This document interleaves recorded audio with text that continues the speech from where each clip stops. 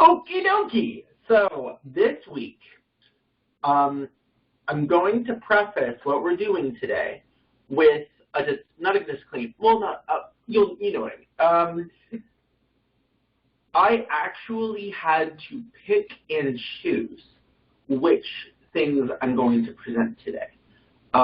It got to the point where I am reading scripture, and there is so much happening all at once that it's hard for me to actually sit down and go, okay, what's the most important thing here? And to just turn it over to God and basically be like, which one do you actually want? Like, what do you actually want me to show? This is an amazing ride, and I'm really starting to get excited about like where this Bible study is going.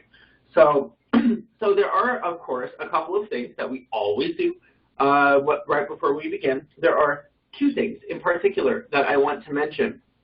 We talked last week, I actually opened last week, on the concept of the lyre and the L-Y-R-E, the lyre, and the music, bringing in we're going to be talking about today also with Elisha, if we get to Elisha, the spirit of like how music can bring in like a godly spirit. Remember also too that music is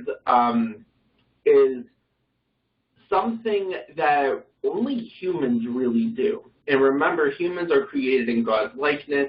There's something special about music, especially when it's presented in Scripture. Now, one thing I did not mention when it came to like David playing for Saul, this is really cool. So hopefully this gets shared very easily. I'll go ahead and share it. So in 1 Samuel 16, why did I say 16:23? So if you want to turn to 1 Samuel 16:23, a really interesting thing here is talking about the Spirit. And we already know that the Spirit is in Hebrew, ruach. And so whenever there's so God's Spirit, God's breath, God's life essence is considered ruach. Now, when you look closer down here, when Saul actually was pleased and became refreshed, notice the three letters here, that he became refreshed. And look at the word for spirit. The same exact three letters. Different vowel scheme, but the same few letters. Definitely related in terms of wording. But I thought it was an interesting play on grammar there. And it's cool. So the word for becoming refreshed is based on the word for spirit. And it's just really cool.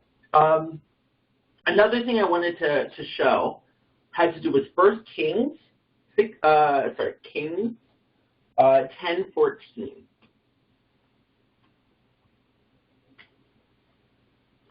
Now, we were talking about Solomon's weight and wonderful, the weight of Solomon's gold, right? And I forgot to mention this last week. How many talents of gold was there? 666 talents of gold. Yes, today is going to be all about the numbers. Not all about it, but like I would actually have to say, it got to the point where I had to stop making notes because the amount of number play that is in the rest of Kings is crazy. It is so crazy how much goes into the number scheme. So anyway, I'll go ahead here and stop sharing.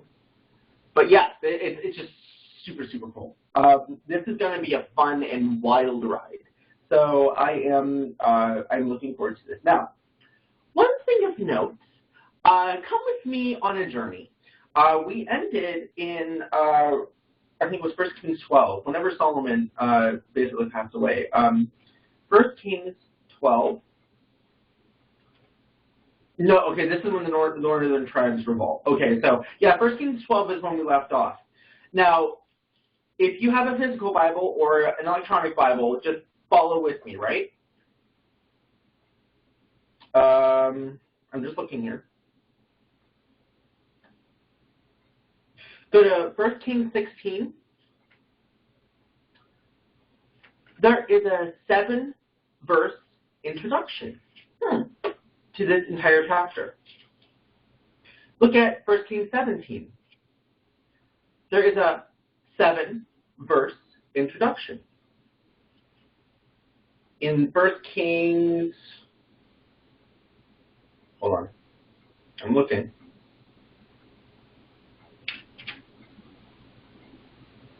Oh, come on, I know there's more. Okay, 2 Kings 4, 7-verse introduction. 2 Kings 6, 7-verse introduction.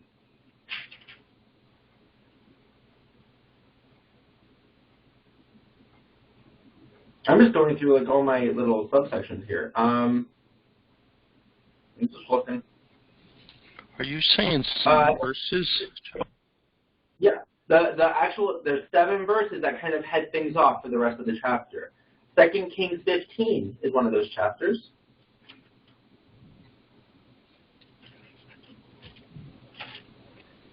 I'm just going through here. 2 Kings 22 is one of those chapters. 2 Kings 24 is one of those chapters. 2 Kings 25 is one of those chapters. So what I'm saying is you can see there's a clear pattern of 7-verse introductions. It's not in every chapter, but it's in a lot of chapters. And what is the significance? I just think it's just interesting that there's just 7-verse introductions. And a lot of the things that we're going to look at today is the process of 7. So we were talking before about how 7 were like the 7-day week and the inference of that. There's also the concept of the journey to 7 and how there is a process that like through, like, for example, a week takes 7 days to traverse. So there is a 7-day process to get to the end. So yeah, you have the 7-day link, and then you also have like a 7, the process of going through all 7. It's interesting with that. I mean, think about it though. You have Jubilee is after 7 sevens, and then you have like every week you have the 7 days. When it comes to the holidays, 4 of them happen in the 7th month. You have so there's a lot, just 7 is everywhere. 7 holy days. Yeah, 7 holy days, exactly. So there is just 7 everywhere. And so one of the things that we're going to be looking at is there's a lot of 7s in Kings. Another thing too, and I don't know the reason for this, is the number 42. That is a very commonly presented number, and I don't have a reason why. I do know, another thing that is a common number, though, is, what was it? It's, okay, so you got 7, wait a second, I'm going through. My mind's drawing a blank, but we'll come across it, don't worry. Like, there's definitely, 72. That's a particularly interesting number. And it's interesting with that. There's potential that 72 is a play on the numerical value of Baal. But that's up in the air.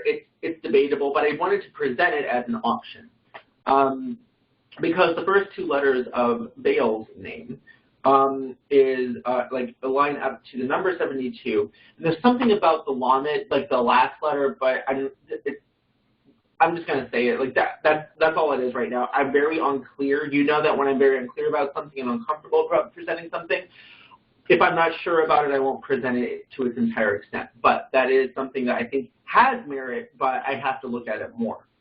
All right, so yeah, so without further ado, let's go ahead and continue right after Solomon's death. So one thing to know about First Kings, and also Kings in general, is when we're looking at various situations, I think one thing to keep in mind is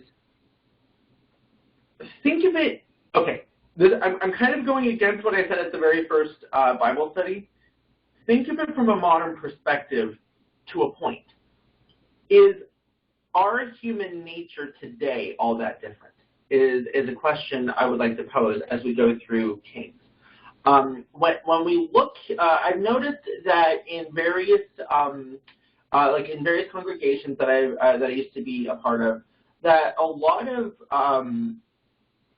I guess you could say a lot of shame was put on the acts that were taking place in First and Second Kings. But when you really think about it, I mean, besides like the sacrifices and stuff like that, like when they sacrifice people, when you really think about it, though, a lot of the discontent that happens in the whole book of Kings is stuff that we still encounter on the daily. It's really interesting to keep that in the back of your head when we're actually going through a lot of these stories. All right, cool. So, of course, we got to start with something scandalous. So, 1 Kings 12, verse 10. I have to present this. I can't not present this. I think it's hilarious. So, does anyone have the willingness to read verse 10? So I would prefer an older translation or a more literal one.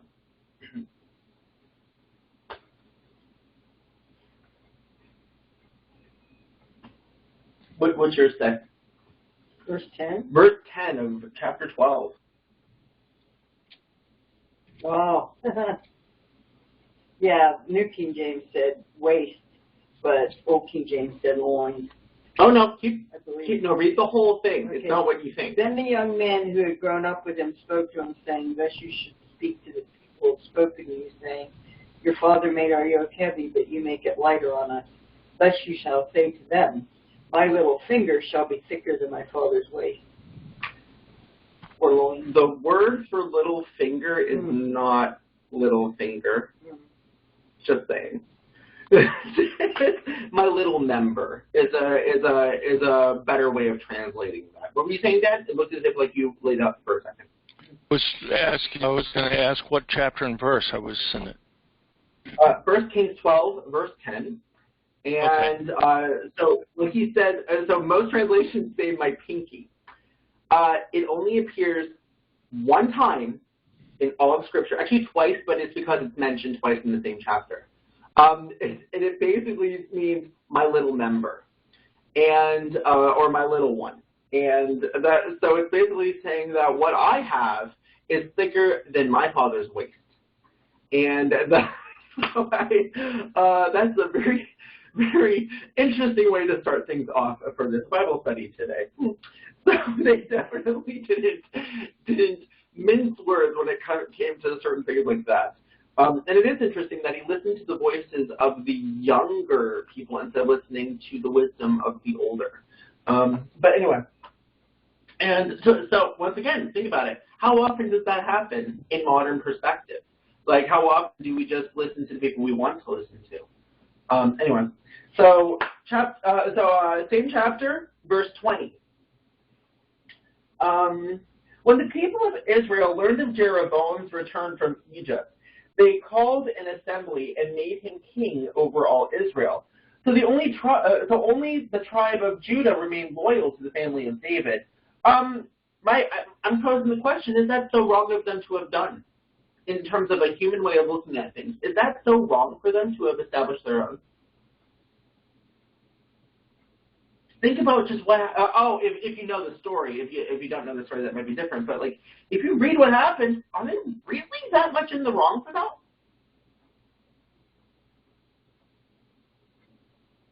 I mean, we just read verse 10, and he was the one that said, "My little member is bigger than Solomon's waist."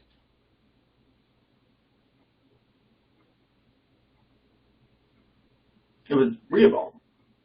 So was it really that bad of an idea? Go ahead, Dad. No, I mean, based on everything they're doing, it wasn't the worst thing in the world. In fact, I think God actually instigated it, going to let Solomon. He says, "I'm going to let you go for Solomon, but after you're gone, it's going to be you're going to be divided." Right, absolutely. Yep. It's just really interesting when you see the same type of thing happening all the time in modern perspective. It's like you got one leader of one country somewhere that says one thing, and then you have everyone else that goes against them because they're being very insulting. But nice, it was not a different country. It was a civil war, basically.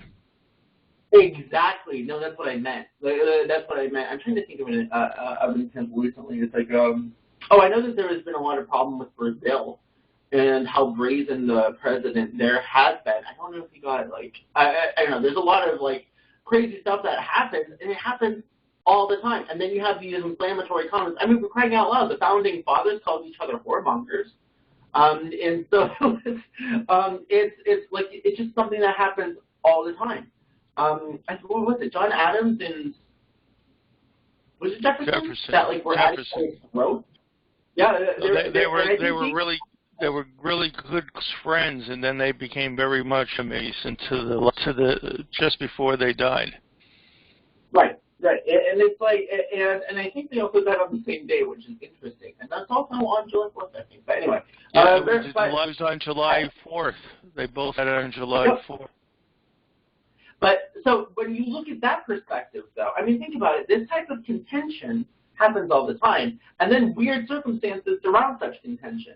So it's like it's really like it's not something that's completely out of the realm of it's like it's not something that we would be like, well, Israel shouldn't have split up or something like that. Because remember, Israel is the first one to go into exile. So it's interesting to look at it from that perspective. Verse 24, I just realized I said interesting. Verse 24, this is what the Lord says. Do not fight against your relatives, the Israelites. Go back home, for what has happened is my doing. We were already talking about that, especially also with like the one prophet tearing the cloak and all that. So they obeyed the message of the Lord and went home, as the Lord had commanded. Now, verses 26 to 28. Jeroboam thought to himself, unless I'm careful, the kingdom will return to the dynasty of David. When these people go to Jerusalem to offer sacrifices at the temple of the Lord, they will again give their allegiance to King Rehoboam of Judah. They will kill me and make him their king instead. So on the advice of his counselors, the king made 2 gold calves. He said to the people, it is too much trouble for you to worship in Jerusalem. Look, Israel, these are the gods who brought you out of Egypt. Obvious parallel to what's been happening. And notice, too, that his wording sounds like some other characters we know when it says, like, oh, and if this happens, then they'll do this, and then they'll kill me. So I'm going to do this instead because this is what seems right in my eyes. So, like this, so there's a lot of different parallels happening right now. Oh, and I heard a good description of what parallelism is.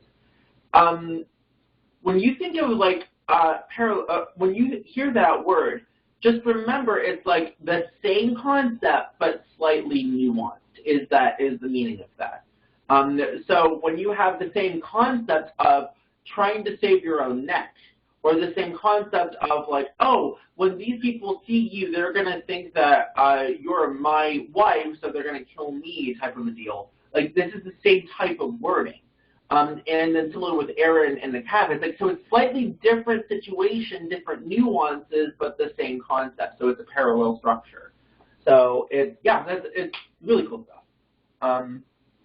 It seems as if you had something you wanted to say. I wasn't sure. Oh, no, I'm sorry. I was off mute, actually. Oh, you were just checking. Okay, that's fine. Okay, then I'll just stop. Every time you light up, then I'll just let it go. Just jump in there and yell at me when you want to say something. No, I didn't unmute it from the last time I spoke.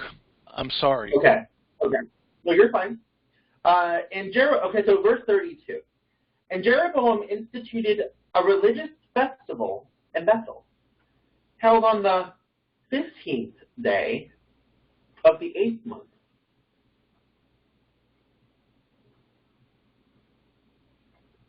Yeah, because the 7th month, it was too close to harvest. They weren't able to get all the crops in, so they waited a little longer. Right.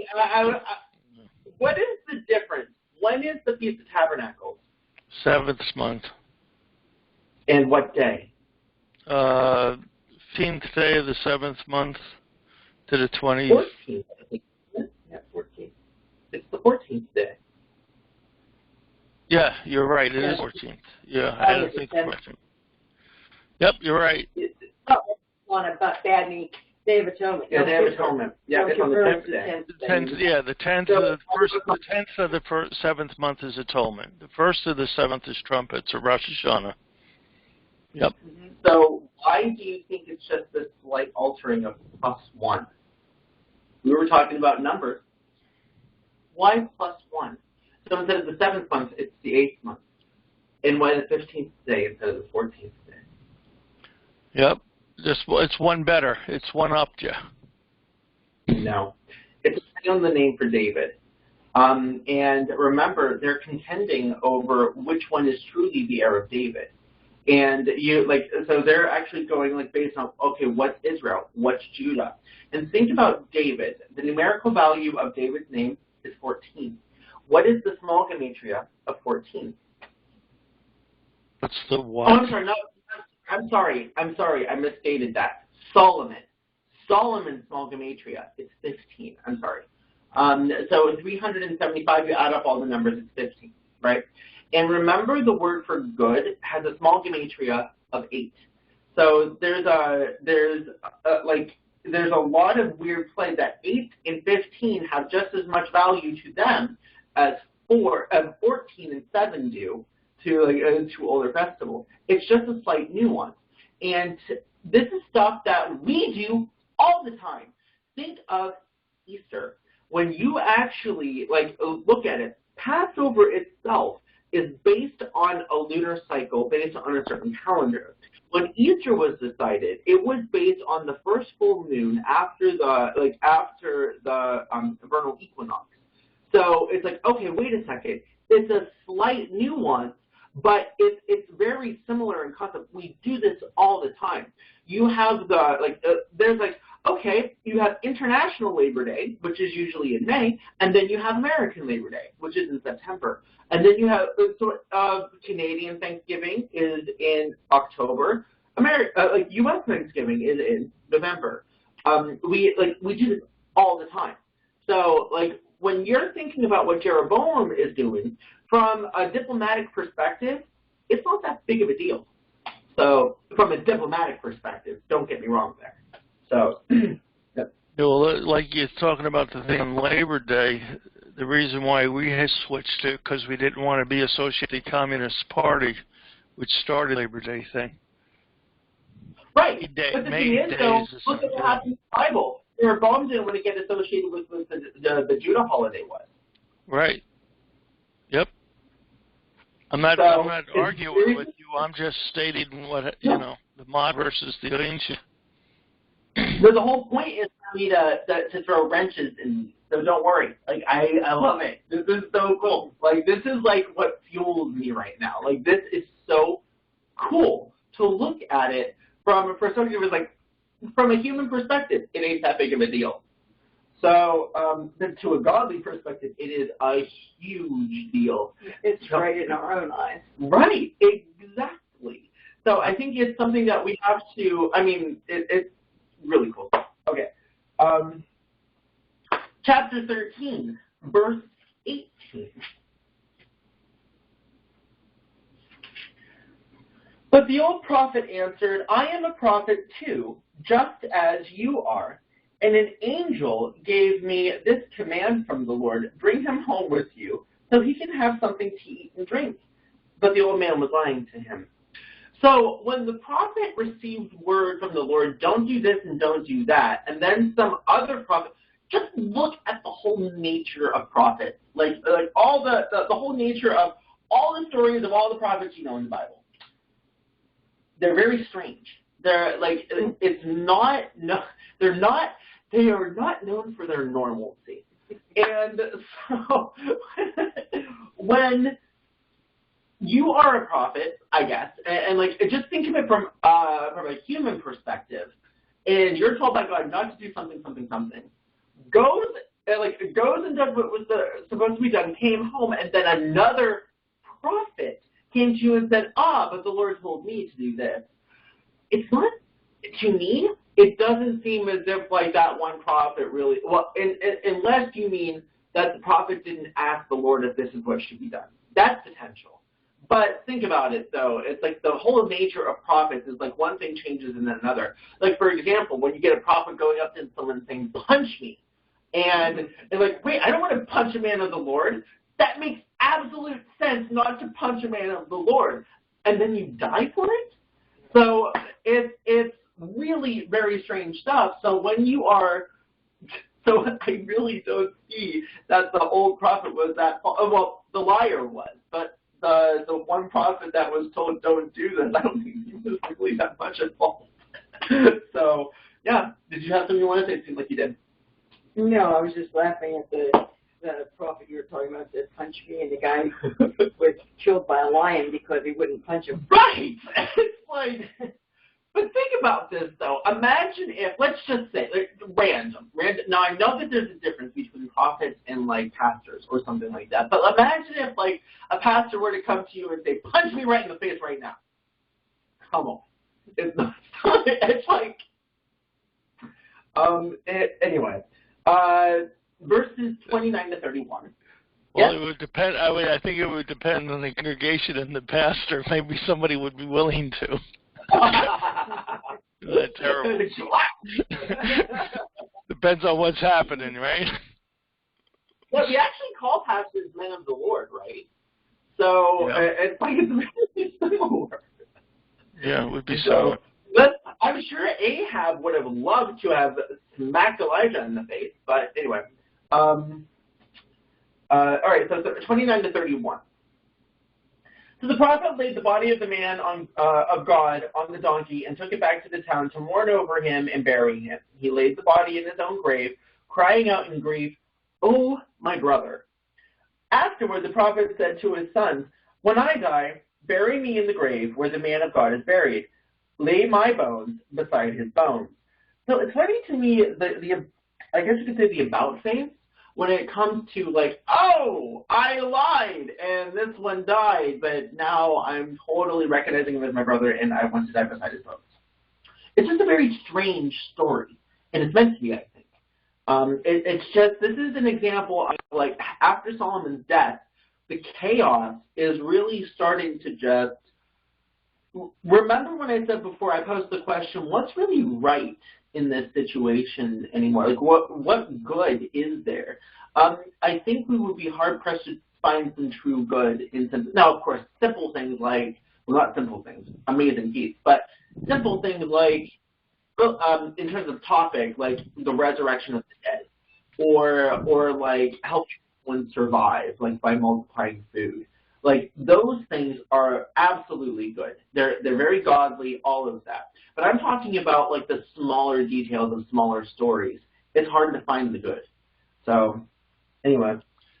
I think it's almost like they're going back to the time of the judges after Solomon. Yeah, I agree. I agree.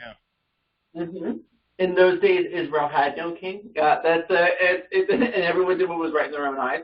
And I think it's funny because in those days, Israel technically had a king. And so, all right, chapter 14. I'm just going to read verses 7 to 11, and then I'm going to pose a question.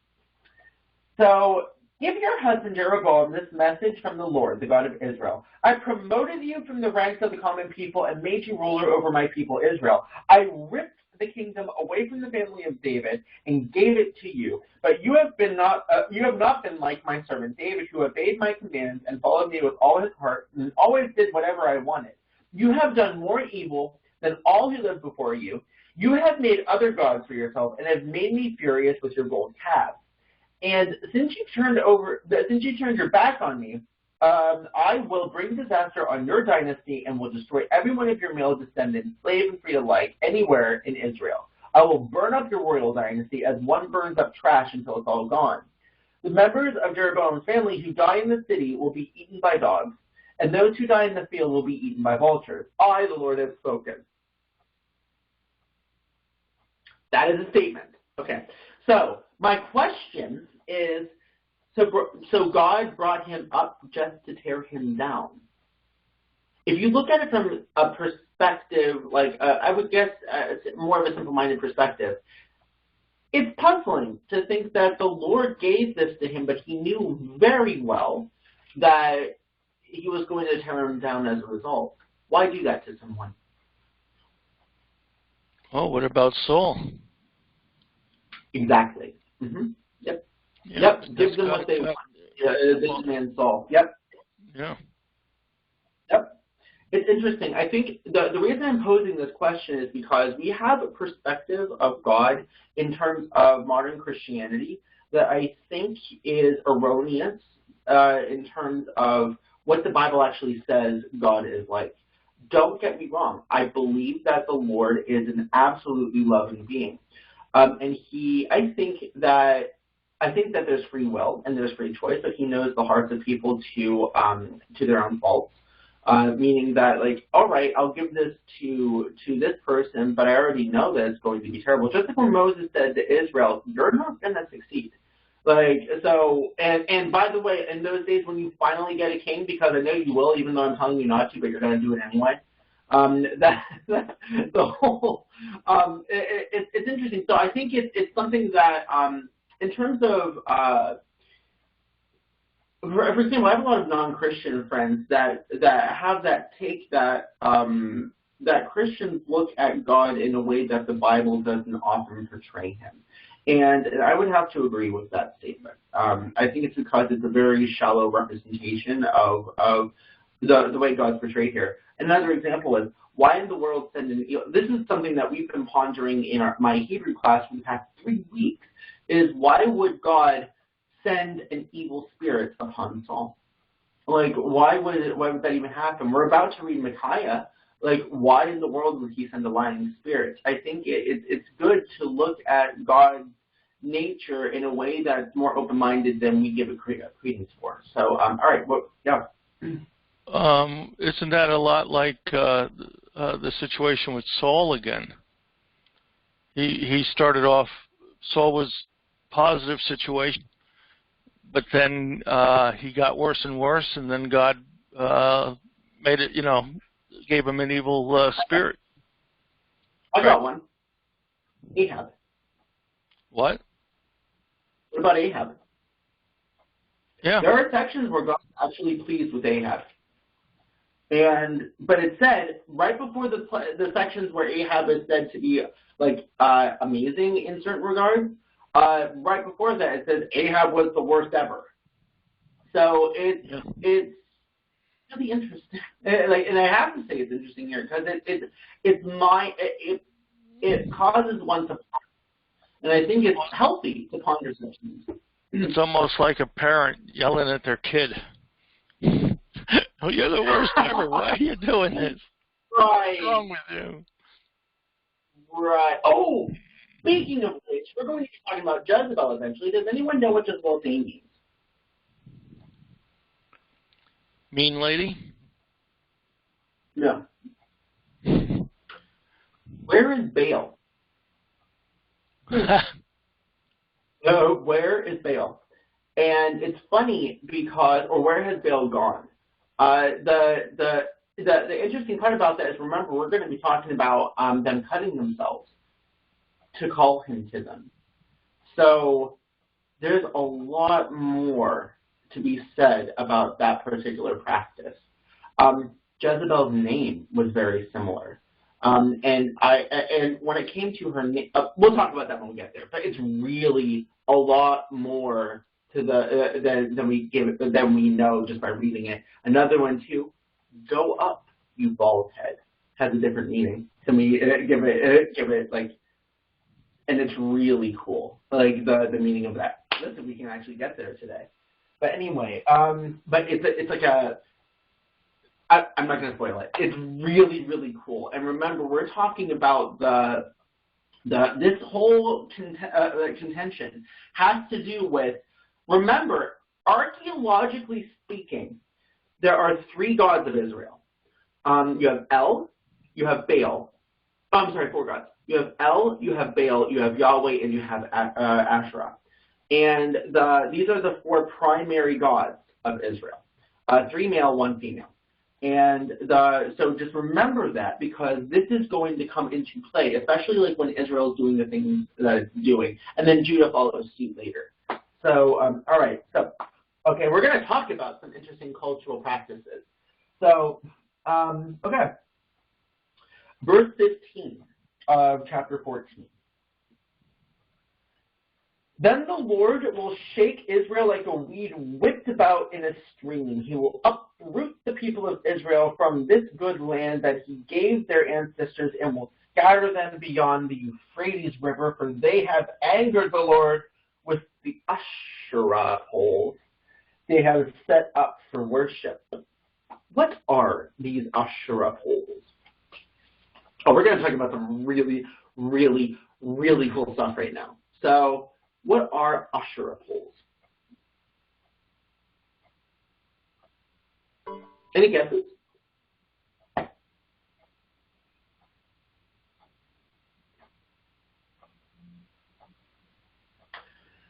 They're usually, okay, no one knows for sure. No one really knows what they are. But there's a lot of guess. And it's clear that Asherah poles are having some sense of plant-like fertility, having to do with, poles are usually made of wood, and something about the growth of wood. It's potentially sexual, particularly when you look at like all the prostitutes of the temples of the gods that they were worshiping. There's a lot of like a debate that if it had a sexual purpose, like kind of like a phallic symbol or something like that.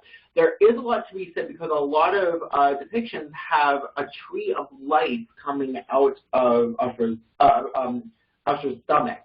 And there's a if you look at this particular verse that we're looking at, look at the tree language here. One, he will uproot the people of Israel. And what is David called?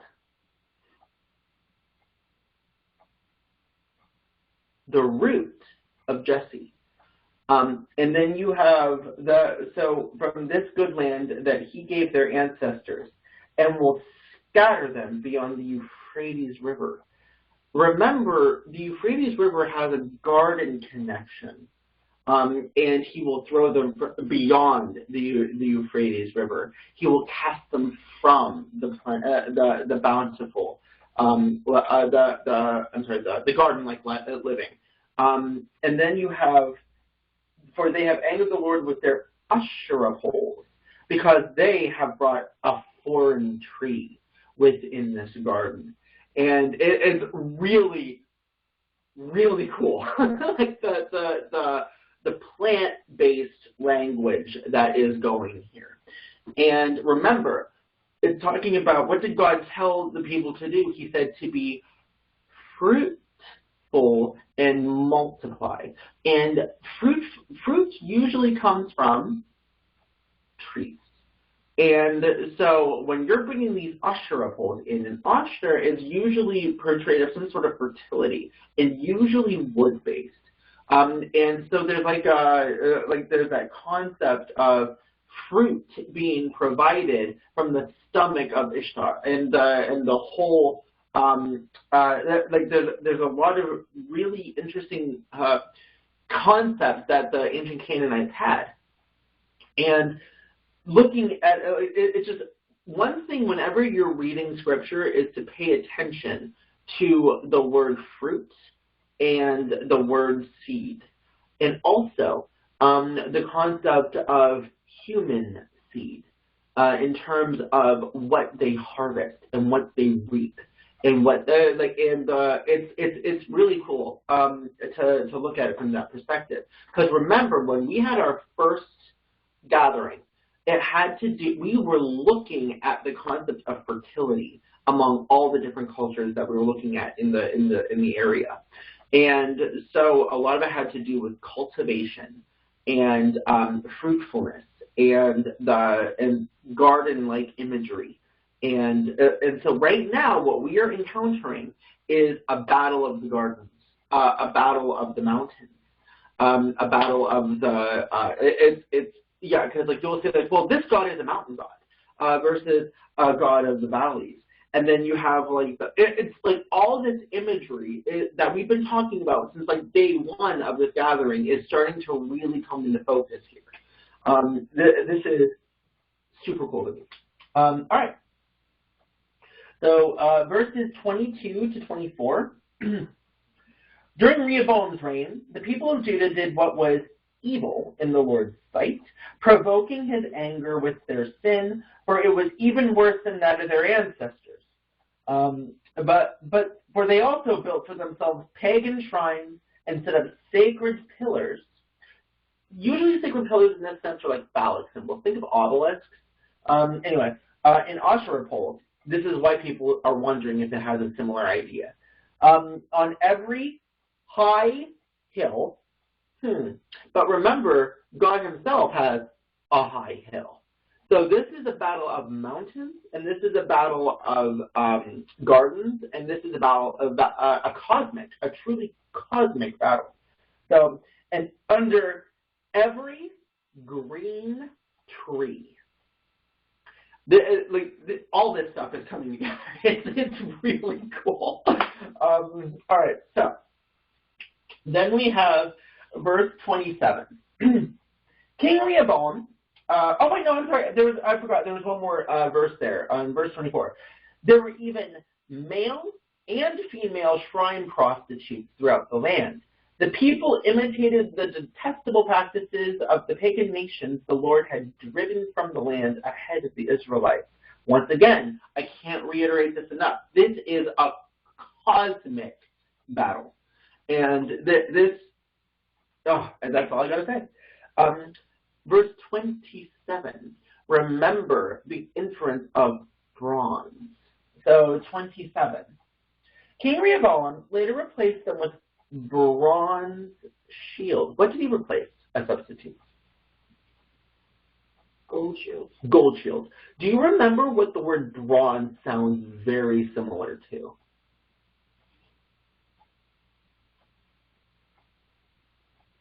Snake.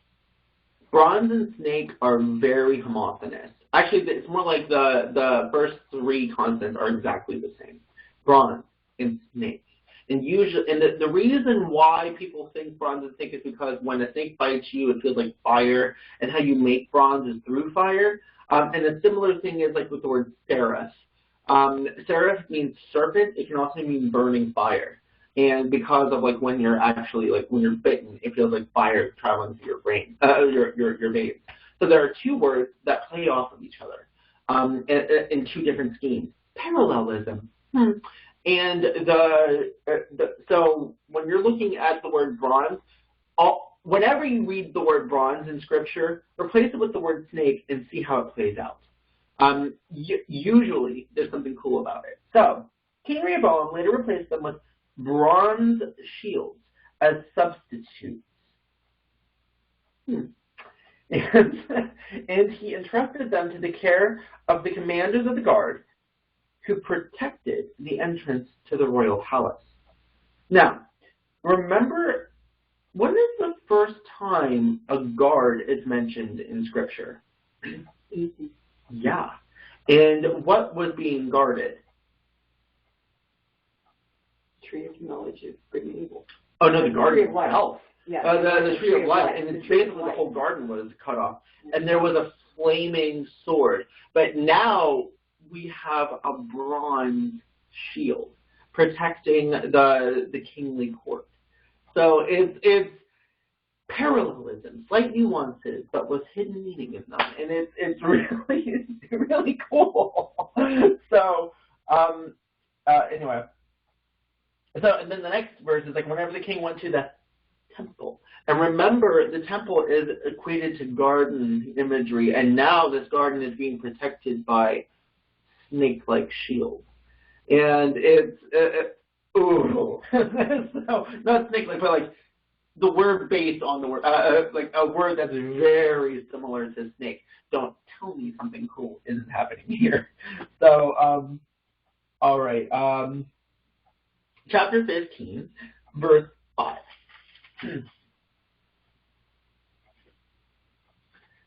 For David had done what was pleasing in the Lord's sight and obeyed the Lord's commands and throughout his life, except in the affair concerning Uriah the Hittite. We already looked at that. I think it's really interesting that when you're talking about like in the cosmic scale of things, yeah, the Uriah the Hittite thing was like the number one no, which is a terrible thing that he did. I'm not, but there are some other things too that I think that the scribes were hinting at various traits. Come on. When he's on his deathbed, he says, follow the ways of the Lord. And by the way, remember that guy Joab and Shimei. Don't let them die peaceful deaths, but follow the ways of the Lord. Anyway, and like without any regard for a certain commandment having to do with murder. But, okay. Verses 12 to 14. He banished, this is Asaph, he banished the male and female shrine prostitutes from the land and got rid of all the idols his ancestors had made. He even disposed his grandmother Maacah from her position as queen mother because she had made an obscene. So this is why people think it has something to do with phallic symbol, an obscene Asherah pole. He cut down her obscene pole and burned it in the Kidron Valley. So, okay, we're going to get to something else here. But anyway, we're going to remember the word idol here. And we're going to come to, Hebrew has like 4 different terms for idol. And they all have very similar meanings. But like they all basically mean idols in the way that we perceive idols. So, but we're going to talk about a particularly interesting one today. Anyway, verse 23. The rest of the events in Ahaz's reign, the extent of his power, everything he did, and the names of the cities he built, are recorded in the book of the history of the kings of Judah. In his old age, his feet became diseased. When Asa died, he was buried. That is okay, so I'm just going to stop there. What a very interesting, 5-word addition to that part. So all his things, all the things he's done are recorded in the book of Kings. He had bad feet. And then after he died, we were talking about these weird little inserts that make their way into the text of Scripture, and I just thought this was a particularly interesting one. It's just like, well, that's that. Now, one thing you want to, I looked at this. I looked at it. I can't come across, there is a lot having to do with feet, but I don't want to say anything, but it just seems interesting that there's a 5-word mention of the word feet in there. And his feet got bad. It's just really interesting. And the word is feet, not legs. Some people translate it as legs, but it's actually having to do with this thing right there. But anyway. 16, verse 2. Notice I'm starting to skip. So, this is stuff where I'm just really honing the focus on certain sections. So, verse 2. I lifted you out of the dust to make you ruler of my people Israel. But you have followed the evil example, of Jeroboam. You have provoked my anger by causing my people Israel to sin. So, first of all, I lifted you out of the dust. Very interesting choice of words. To make you a ruler. Interesting choice of words. Talking about Genesis 1 all over again. But yet it's funny because it's funny that it's being delivered to King Baasha, which is kind of known as not that great of a king, but yet God bless. It's just really, really interesting to look at God's nature here, and the people that He allows to gain power. There's a section. I think there's a section in Scripture that talks about how all leaders have their power conferred to them by God. And so it doesn't matter what they've done. Now, of course, there's certain extent that God will intervene, but it's definitely interesting to see that play out in this particular instance. It's interesting in 2 Daniel. It says that God will raise up as rulers even the basis of men. Say that again. He'll raise up his rulers to what? He basically enthrones kings and dismantles kings, and that type of thing. Yeah. But he actually allows the basis of men to rule over us. Yeah. It comes right out and says that in the book of Daniel. That is interesting. I'm going to remember the conversation when we finally get to Daniel. We're almost there, actually, surprisingly. We're actually almost to Daniel. But that'll be interesting. So I'll remember this conversation, and we'll go back. I'll go back on it when I see this section and see what. By the way, there are large sections that are in Aramaic. I don't know the Aramaic. So I know basic structures, so it'll be interesting to take a look at what the Aramaic has to say in certain references. But, all right. But for anyone wondering, Aramaic is like a sister language to Hebrew. The similarity is like comparing Spanish to Portuguese. It's like that. It's like they're very similar, but there are some concrete differences. So that's just an easy way to explain that. So, okay.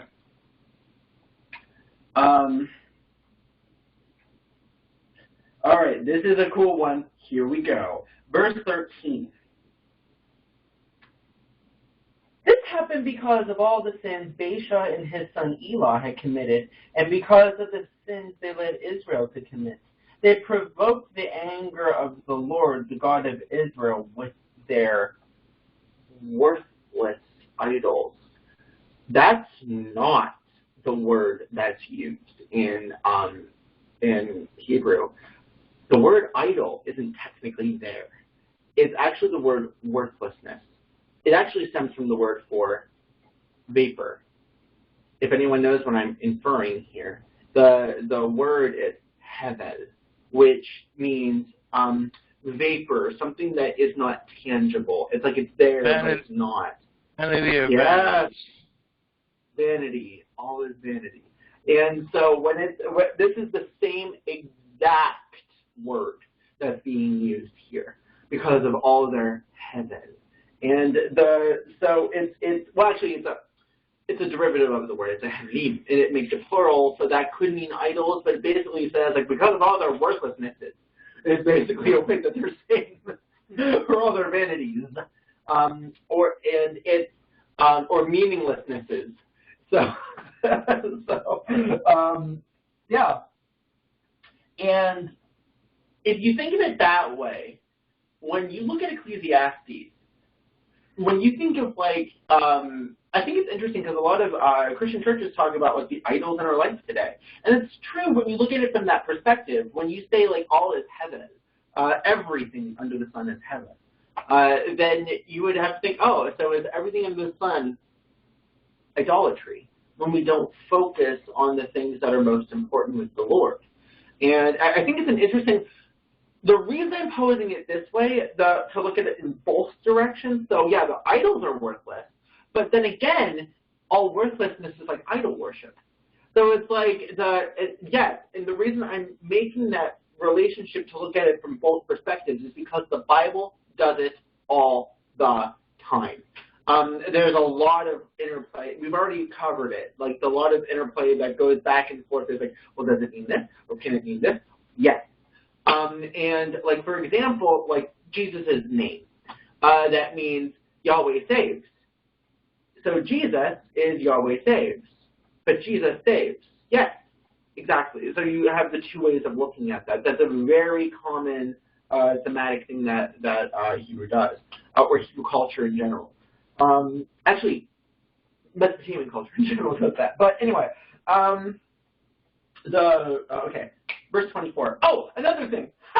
Another example of this is it's not really looking at it from two different perspectives, but think of like the story, the Babylonian story of the flood, and so you have the raven, like the switching of the order of the dove and the raven, and it stuff like that happens. Like it's really cool to see different flips and looking at it from different perspectives.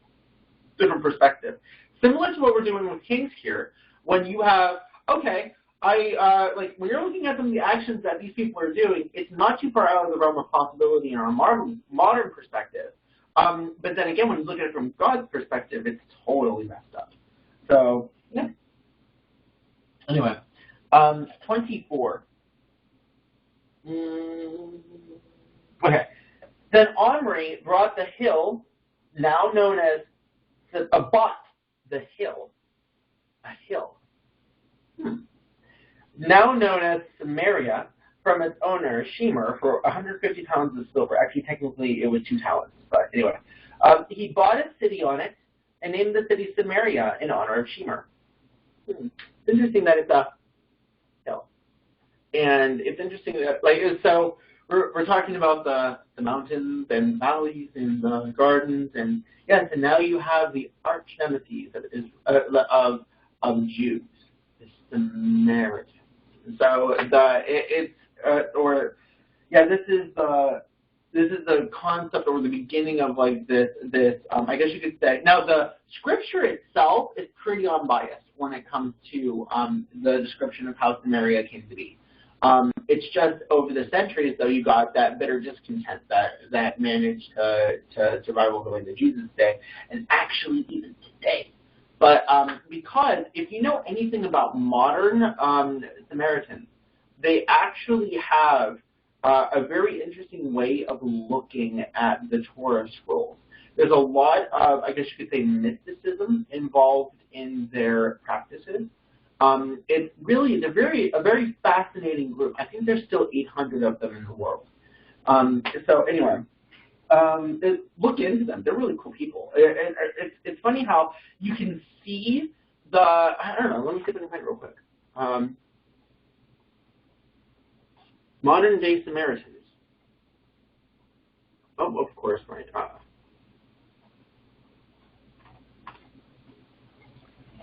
The good ones Modern or the bad ones? Right. I'm just going to show you. Have you ever seen what the inside of their temples look like? No. I'm just putting the question out there. Have you ever seen what their temples look like? No. It's very, very similar to Judaism. And the inside, it just seems a little bit more mystic. But the inside of the temples are cool. They have Torah scrolls, and they practice the feasts and all of that. I'm going to say synagogue. Wait a second. Well, they're a hybrid of Israel and the people who were brought in from Babylon. Exactly. So we're going to talk about the foreigners that are there. I'm just trying to look for an example of. They weren't completely. They really weren't completely foreigners. They were half-breeds, if you will. Right. And I'm trying to look for just an example, but they do exist today. I think there's about 800 of them left. Yep. But you're right.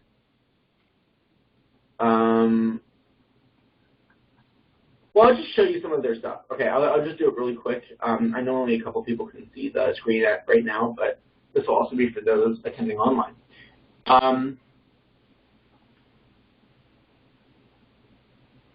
Yeah. So you got just modern Samaritans. Yeah, that first picture, that second picture there on the top, they look Jews. Yeah, very Jewish. This looks very, very Jewish. If you look at it from a distance, you would know the difference. Yeah, I think the general populace would not have any idea what the difference is. And yep. It is interesting. But the inside of their synagogues look fascinating. It's very ornate. And there's a lot. Oh, here. So, like, you have the Torah scroll and all that stuff there. Yeah. Cool. Well, you think about it, the time of Christ when you had the Samaritans versus the Jews, Jerusalem, when he was talking to the woman at the well. Yeah. And that's why there was such a controversy. They'd say, well, say it's in Jerusalem, and we say it's over here to worship God. Right, exactly. I mean, think about that, though. Like, when you have Christian things, it's like when you had the Roman Catholics, and then you had the Eastern Romans that said no, it's over in Byzantium, and like the whole schism that took place when you had 4 popes at one point. It's very normal in terms of like human nature. So anyway, okay, I'm going to try to finish this particular chapter before we enter Elijah. So we just have a couple more sections left before our break. 26. Can I do 26? Okay. Yeah, okay, now. Verse 26, he followed the example of Jeroboam, son of Nebat, I love that name, in all the sins he had committed and led Israel to commit.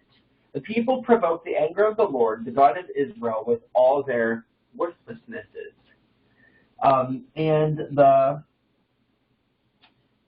verses 32 to 33, first Ahab built a temple and an altar for Baal in Samaria. Then he set up an Asherah pole. He did more to provoke the anger of the Lord, the God of Israel, than any of the other kings of Israel before him. Then verse 34. Okay. This is 1 Kings 17, right? And then this is also, 16. Just bear with me. What is 1 plus 6? 7. 16. And verse 34. 3 plus 4 is 7. And you know that's valuable too because of adding up different word values. So this is called the small gematria. And let's read verse 34. It was during his reign that Hiel, a man from Bethel, rebuilt Jericho. When he laid its foundation, it cost him the life of his oldest son, of Abiram. And when he completed it and set up its gates, it cost him the life of his youngest son, Segub. This all happened according to the message from the Lord concerning Jericho spoken by Joshua, son of Nun. And how many days did they go around Jericho? And how many times did they go around Jericho on the 7th day? 7. And what is 1 plus 6? 7. What is 3 plus 4? 7. Don't tell me that this is not intentionally put in that particular place. Like, it's really cool seeing that. And then we have the next chapter talking about Elijah. Elijah is similar to my name. My name is Yahweh is El, and which there are 2 ways to interpret my name. Well, actually 3 ways. My name can mean Yahweh is God. You can also say Yahweh and El are the same, because remember, El is one of the contrasting gods in ancient Israelite religion, I guess you could say. And so it's just basically saying that Yahweh equals El. Another thing is the one to whom Yahweh is Lord, or Yahweh is God. It's really cool, that stuff. Now, Elijah means my God is Yah, and which is Yahweh, or my El is Yah. So so this is cool stuff, like how and actually we just did this in my Hebrew class where we were comparing different names, and how we actually brought up my name as the parallel name to Elijah. So Joel and Elijah are very, very similar. Another example is there's other ones as well. It's really cool. I just can't think of them off the top of my head. There's actually a page in my textbook where you have like a whole list of names that have parallel structures. So you're saying we should have named you Elijah? Right? Well, technically you did. It's it's a variant of Joel is Elijah, and a variant of Elijah is Joel. So it's really, I like this. It's cool to look at it that way.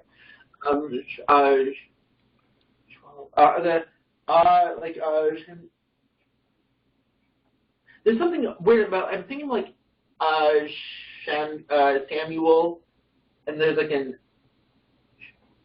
Elishmua, or there's something like that. That's like another version of the parallel story. Anyway, but that's enough of that. We're going to go ahead and take a break. I'll catch you guys on the other side of this. And this is cool. So I'll talk to you guys in just a little bit. I need to catch a breather. So, okie dokie. All right, first thing I wrote when it came to Elijah and Elisha is number play. There's a lot of it, and there is a ton of it. And I actually had to pick and choose. I was just telling Mom during our break, I had to pick and choose what numbers to share because it's and so we will take a look at some of it. So anyway, chapter 17. Notice that there is a 7-verse introduction. And notice that there's a very important thing, like when you read verses 1 all the way to 7, be careful, like just think, this is a process, the process of traveling to 7. And this is, so 7 is a unit as well as a process in Hebrew thought. So, all right. So now Elijah, who was from Tishbe in Gilead, told King Ahab, as surely as the Lord, the God of Israel lives, the God I serve, there will be no dew or rain during the next few years until I give the word, until I speak. Then the Lord spoke to Elijah, go to the east and hide by Kerith Brook. The word Kerith, the K, the R, and the TH is a play on the word for making a covenant. So, like when you say Korah, it means to establish or to cut. It means to cut, but it also means to make a covenant. Remember, covenants were made by slicing an animal in two, right down the middle. And so Kerith has the same exact 3 letters. To Kerith Brook. And a brook is like a river that like splits pieces of land. So near where it enters the Jordan River. Drink from the brook, drink the water there, and eat what the ravens bring you, what the birds provide you. For I have commanded them to bring you food. So Elijah did as the Lord told him and camped beside Kerith Brook, east of the Jordan. The ravens brought him bread particularly, and meat, each morning and evening, and he drank from the brook. But after a while the brook dried up, for there was no rainfall anywhere in the land. Talked about a lot of parallel structure to Genesis 1 to 11. It's like talking about there was no rain on the land until before that time, and the heavens hadn't opened up their windows, and it's so really cool stuff. So 7 now. After we just did 7 verses, there are 17 verses remaining about the woman and her son. 17. And then you have, this is in chapter 17. And so all that stuff, so you could read the story about the woman and her son on your own. But verse 14, particularly, for this is what the Lord, the God of Israel, says, there will always be flour and olive oil left in your containers until the time when the Lord sends rain and the crops grow again. And this is so we're talking about crops. We're talking about like flour, which comes from plants. You have this olive, which is a type of fruit that comes from trees. You have it's very thick in terms of the imagery here. All right, now in chapter 18, verse 1, later on in the 3rd year of the drought, the Lord said to Elijah, go and present yourself to King Ahab. Tell him that I will soon send rain. when he sent rain the first time, wasn't that great, was it? So this is supposed to make you think, oh, wait a second, is this a good thing or a bad thing? Especially when he's saying it to Ahab, who was like referenced as being like this terrible king. So like this is it's supposed to make you think and to make you wonder what's about to happen next. And then verses 21 to 22.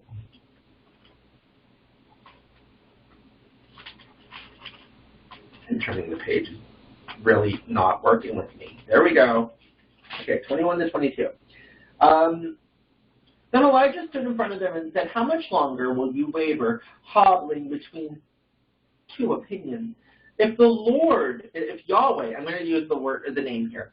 If Yahweh is God, follow him. But if Baal is God, then follow him." But the people were completely silent. Then Elijah said to them, "I am the only prophet of Yahweh who is left. But Baal has 450 prophets." Now, so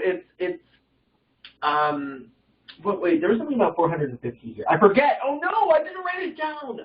There was something interesting about 450, and I totally didn't write it down, and I'm sorry, but there is a significance there with 450. But anyway, I forgot what it was. Oh, no. If I remember to bring it up next week, I will, but there's a significance to 450 there. Anyway. So now so this is him talking about, like, he's shaming Baal. Then you have verses 26 to 29. So they prepared one of the bowls and placed it on the altar. Then they called on the name of Baal from morning until noontime, shouting, "Oh, Baal, answer us." But there was no reply of any kind. Then they danced, hobbling around the altar they had made. About noontime, Elijah began mocking them. "You'll have to shout louder," he scoffed. "For surely he is a god. Perhaps he is daydreaming or is relieving himself, or maybe he is away on a trip or asleep and needs to be wakened."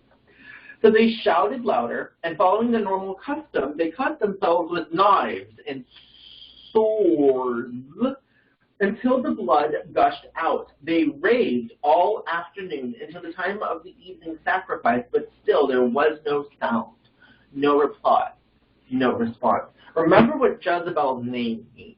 Where is Baal?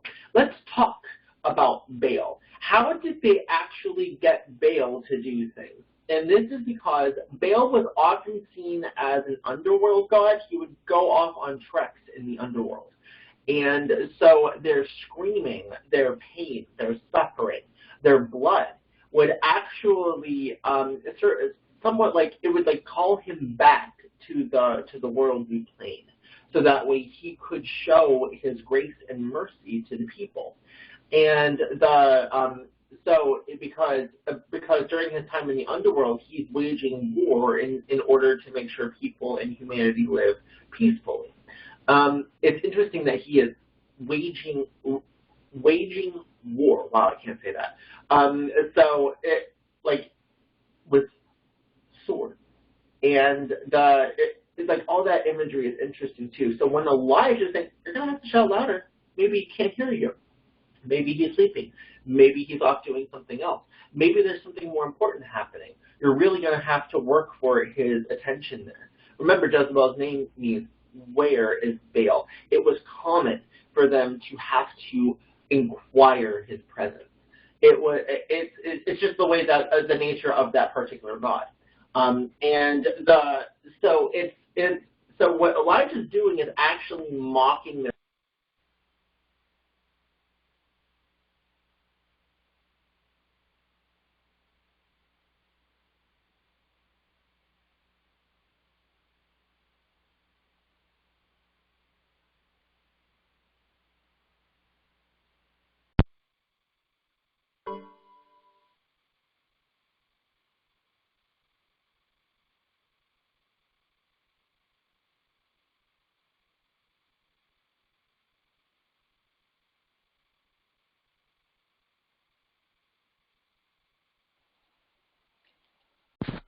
Joel, can you hear me? Joel, can you hear me? Can you hear me?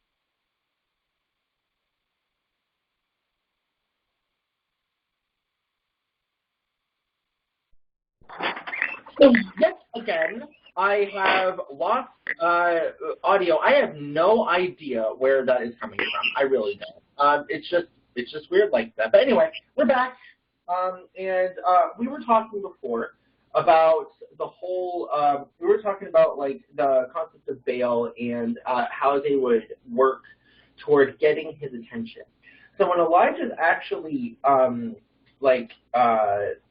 when Elijah's mocking them, he's actually mocking them based on their actual practices. So it was, it is a huge smack in the face. So anyway, so we are now in Kings 18. All right, so 26 to 29. Did I do that one? Okay, we already talked about that one. All right, cool. So where I left off was verses 39 and 40. So 39 and 40. And when all the people saw it, they fell face down on the ground and cried out, Yahweh is God. Yes, Yahweh is God. Then Elijah commanded, seize all the prophets of Baal. Don't let a single one escape. So the people seized them all, and Elijah took them down to the Kishon Valley and killed them there. And it's funny how it says like that. Well, that's not funny at all. But it's like it's an interesting. This is just. I don't think it really needs an explanation here. I think it's very clear the divine and cosmic battle taking place here. So, okay. Then verse 43. Oh, wait a second. What verse is this? 43. What's 4 plus 3? So let's take a look at what verse 43 has to say. Then he said to his servant, go and look toward the sea. The servant went and looked, then returned to Elijah and said, I didn't see anything. 7 times Elijah told him to go and look. Just say it. Anyway, and then it's funny that in 44, that when you think about it, that's 8, and then what chapter is this? Oh, no, I'm sorry. I misstated. Don't take that. I'm wrong. No. But the 7 is. The 4 plus 3 is 7. And then all that stuff. Yeah, that is. So anyway, yeah. So chapter 19, verse 13. When Elijah heard it, he wrapped his face in his cloak and went out and stood at the entrance of the cave. This word cloak is finally a diamond, which means, which is a synonym to glory. So this particular cloak here is also the synonym for glory. So when Elijah heard it, he wrapped his up. This is when he realized where the Lord was in the sound there, in the little whispers type thing. He wrapped his face in his cloak, in his glory. And it's funny because wasn't the glory of the Lord on Moses' face? So it's really cool stuff. And so at the entrance of the cave, and a voice said, "What are you doing here, Elijah?" And wait a second, what just happened just before then? 13 and 14. So verse 14 is, he replied again, "I have zealously served the Lord God Almighty, but the people of Israel have broken their covenant with you, torn down your altars, and killed every one of your prophets. I'm the only one left, and now they're trying to kill me too." This is an exact repetition of verses 9 and 10. When it says, "But the Lord said to him, 'What are you doing here, Elijah?'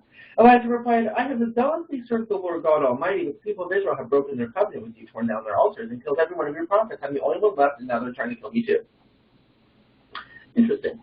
It's like you have one end, then all that stuff about where God is, he covers his face in glory, and says exactly the same thing twice. It's an interesting, it's just really cool how that works. And then 18, verse 18. "Yes, I will preserve 7,000 others in Israel who have never bowed down to Baal or kissed him." And then you have 19. Verse 19. Cool. So Elijah went and found Elisha, son of Shaphat, plowing a field.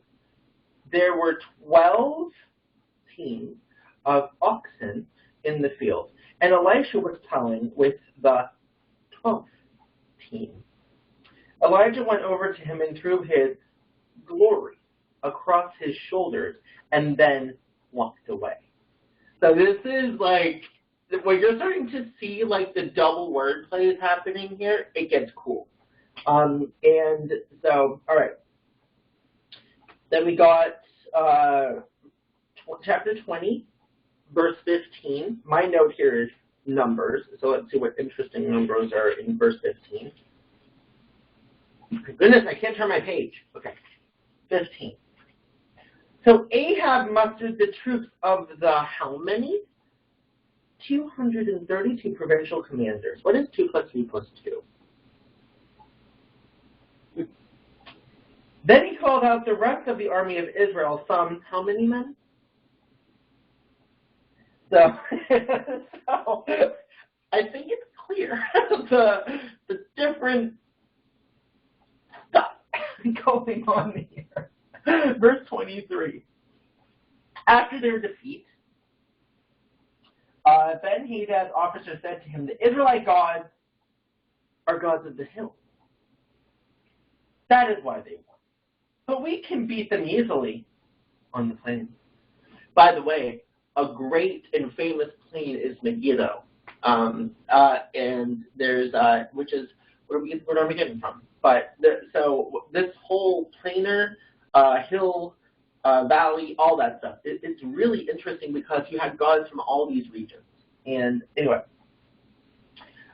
cool. 27. Israel then mustered its army, set up supply lines, and marched out for battle, but the Israelite army looked like 2 little flocks of goats in comparison to the vast Aramean forces that filled the countryside. So this is divine war happening here. This is divine warfare. And verse 28, then the man of God went to the king of Israel and said, this is what the Lord says. The Arameans have said, the Lord is a God of the hills and not of the plains, so I'll defeat this vast army for you. Then you will know that I am the Lord. And I'm thinking, like, why is this man of the Lord helping Ahab? We were talking about, like, God's nature. Why? Why is he helping Ahab? I think here the answer is pretty clear.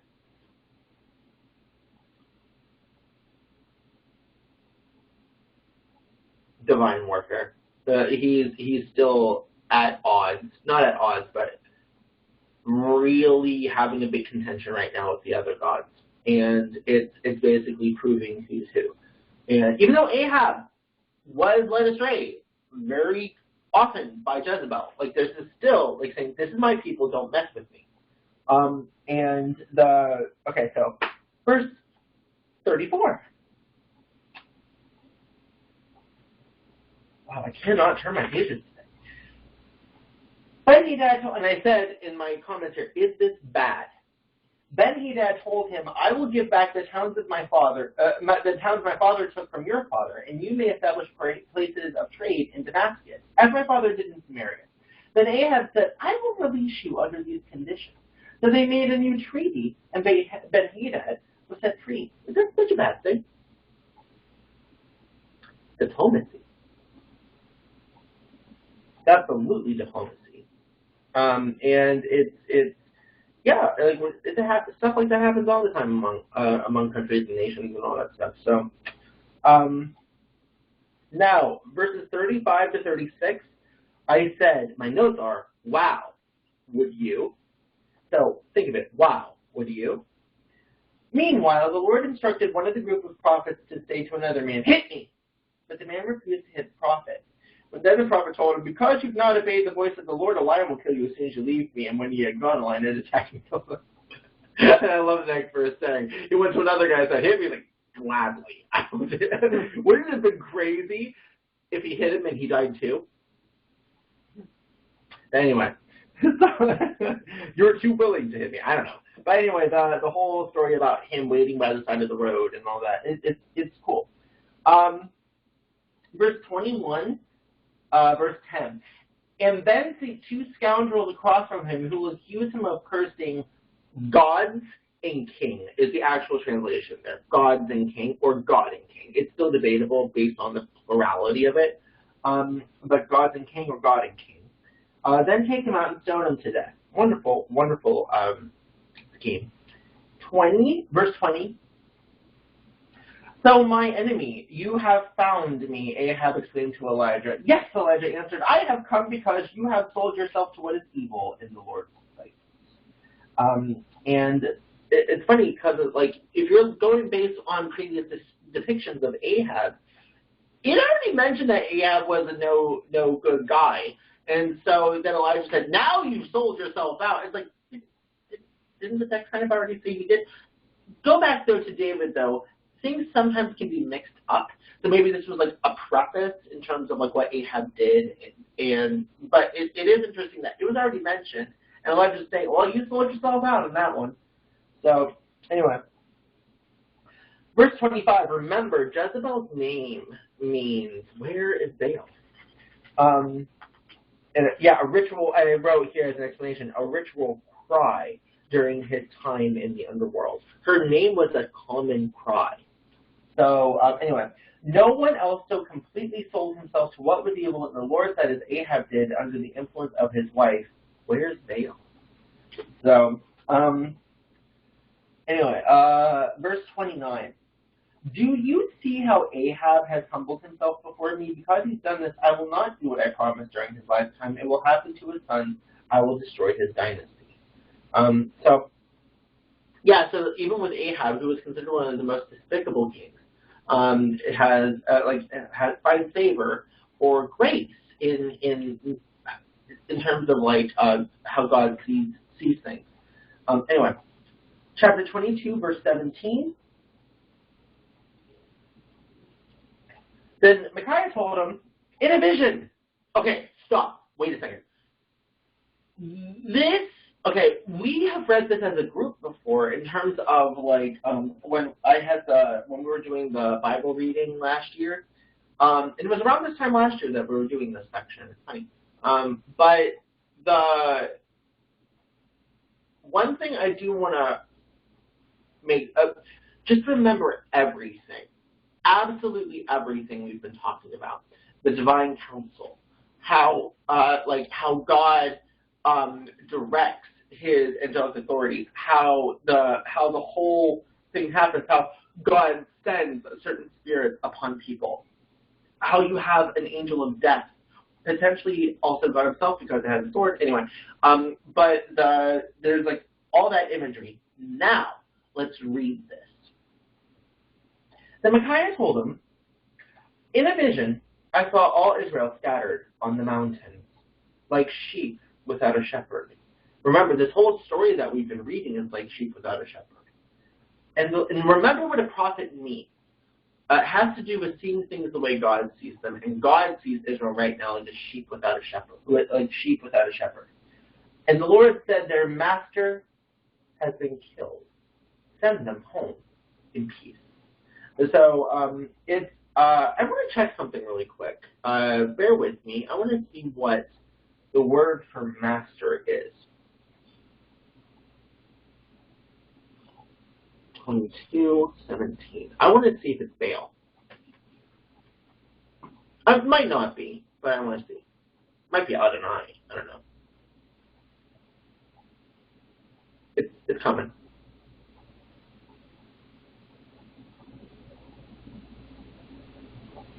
Come on. Wow. It's always around this time of like the thing that my computer is like saying, okay, you are doing way too much right now. Every time. Come on.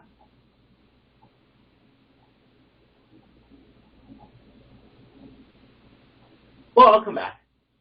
We'll just go ahead and keep going until it finally decides to get it back together. So verses 19 to 25 are particularly interesting. Then Micaiah continues, listen to what the Lord says. I saw the Lord sitting on his throne with all the armies of heaven around him, on his right and on his left. And the Lord said, who can entice Ahab to go into battle against Ramoth Gilead so he can be killed? There were many suggestions. And finally, a spirit approached the Lord and said, I can do it. So, wait a second. You got to understand, there were many suggestions.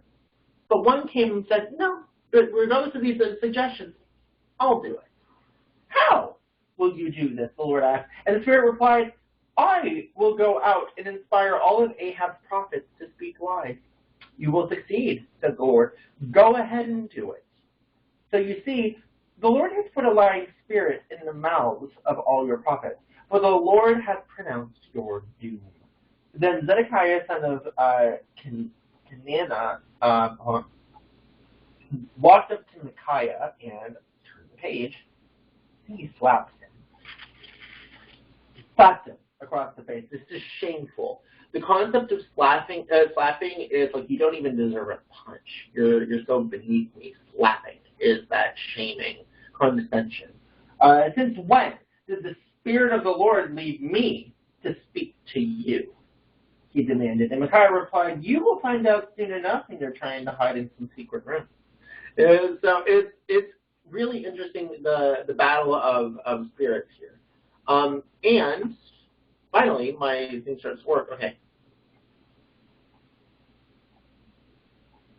Master, their Adonim, or Adonim, has left them. So it's their masters have left them. So that's it's interesting. It's remarkably plural, like Elohim can be. But anyway, cool. That's all I got for First Kings. Shall we continue forward? Wow, there's so much left. Second Kings. I thought I summarized it. I thought I kept it nice and short, but whoa, there's a lot of stuff left. Okay, chapter 1, verse 3. But the angel of the Lord, or God himself, told Elijah, who was from Tishbe, go and confront the messengers of the king of Samaria and ask them, is there no God in Israel? Why are you going to Beelzebub? What does Beelzebub mean? The word for Satan, isn't it? No. One of them, the Lord of the Flies. Yeah, exactly. The Lord of Flies. So, why are you going to Beelzebub, the god of Ekron, to ask whether the king will recover? It's like, wait, is there like no God in Israel? Do you actually have to go and borrow from another God way over there in order to get something? It's like, he has his portion. Where's the God of Israel's portion there? So anyway, verse 10. But Elijah replied to the captain, if I am a man of God, let fire come down from heaven and destroy you and your 50 men. And fire fell from heaven and killed them all. Mom and I were just talking about this during the break. And I put in parentheses, I can see why they thought Jesus would do this. So, I think it's quite within reason to understand why the Jewish people thought that when the Messiah came, he would do very similar things that Elijah did. Anyway. So, and then verse 16, and Elijah said to the king, this is what the Lord says. Why did you send messengers to the Lord of the Flies, the God of Ekron, to ask whether you'll recover? Is there no God in Israel, to answer your question? Therefore, because you've done this, you will never leave the bed you are lying on. You will surely die. So, it was dying you shall die. It's interesting how Hebrew emphasizes something. Instead of saying surely, they say the same word twice. It's like an emphasis of dying you shall die, or eating you shall eat, you shall surely eat. And it's cool. Anyway, chapter 2, verse 8. Wow, why can't my pages turn today? Okay. Then Elijah folded his cloak, remember, together and struck the water with it. The water divided, and the two of them went across on dry ground. Interesting. Then you have just all the different images there. Just wanted to bring your attention to that. Verse 14, he struck the water with Elijah's cloak and cried out, where is the Lord, the God of Elijah? Then the river divided, and Elisha went across. Now, notice here, what happened to Elijah just now? Like, just describe to me, someone, please, describe to me what happened to Elijah.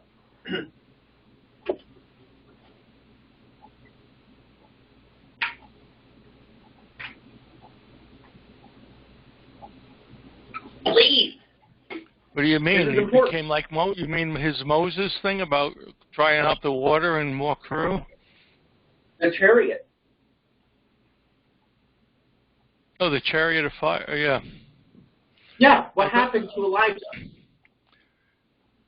You got caught up into the sky.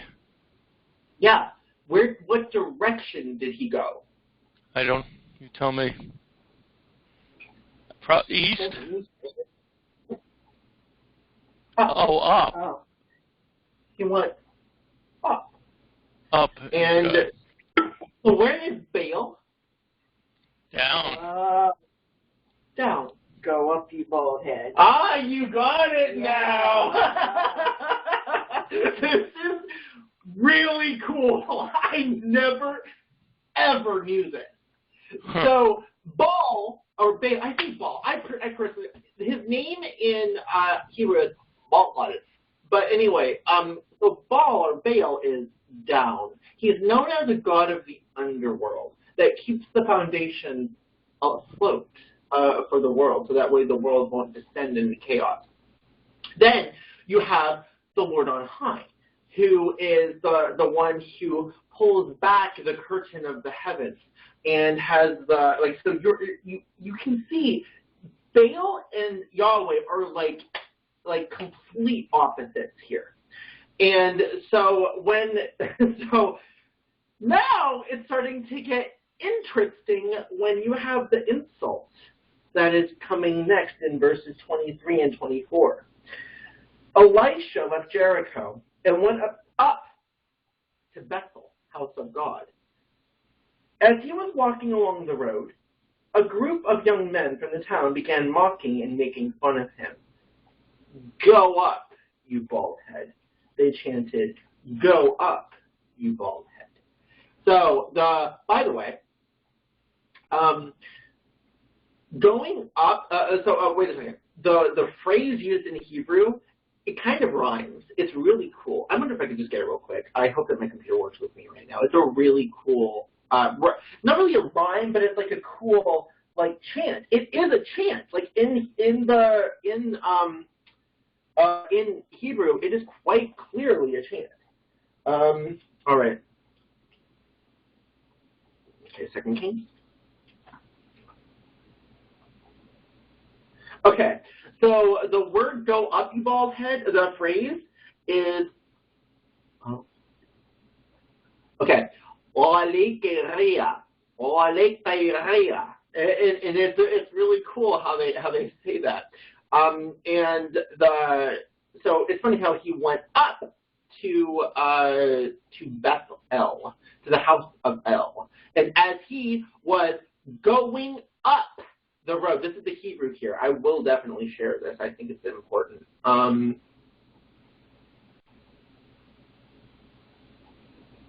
Okay, so he went up. So you can see the Hebrew is Wayalal.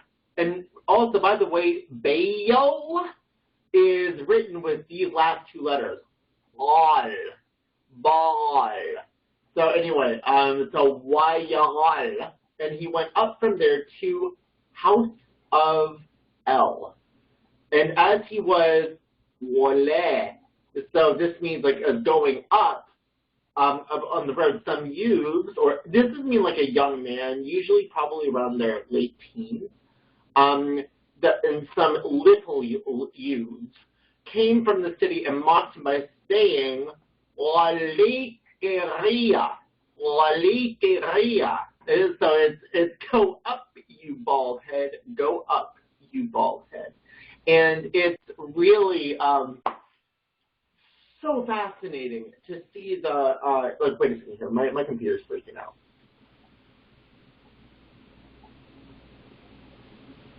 There we go. Yeah, but it's really cool to see like the stuff. Now remember, Baal is there are many ways to look at his name.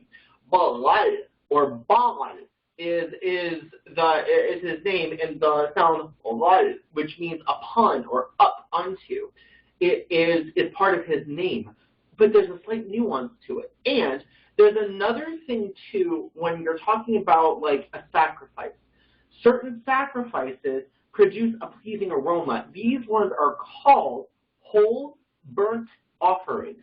Whole burnt offerings are based on the word to go up, so olo, and they have so when anything goes up, it goes up into God's presence. What happens when you slice your arm and blood comes out? Where does it go?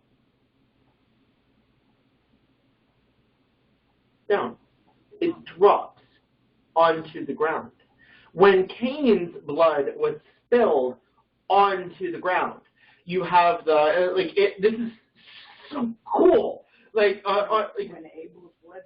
I'm sorry, not Cain. You're right. Yeah. When Abel's blood fell onto the ground, the Lord says the sound, the voice of the blood is calling up to me. But what direction does it fall is down. And Baal is considered the god of the underworld. And so you have this, it's a constant back and forth concerning that. So when the kids or the teenagers are saying to Elisha, go up, you bald head, go like Elijah did. Because where's Elijah now? Just go up. Go ahead and ascend just like you're Elijah. We'll stay down here. And so it's this go on up. And it was mocking, and that's why a bear came out and mauled them. And it's so cool. I'm gonna take a look here real quick. No,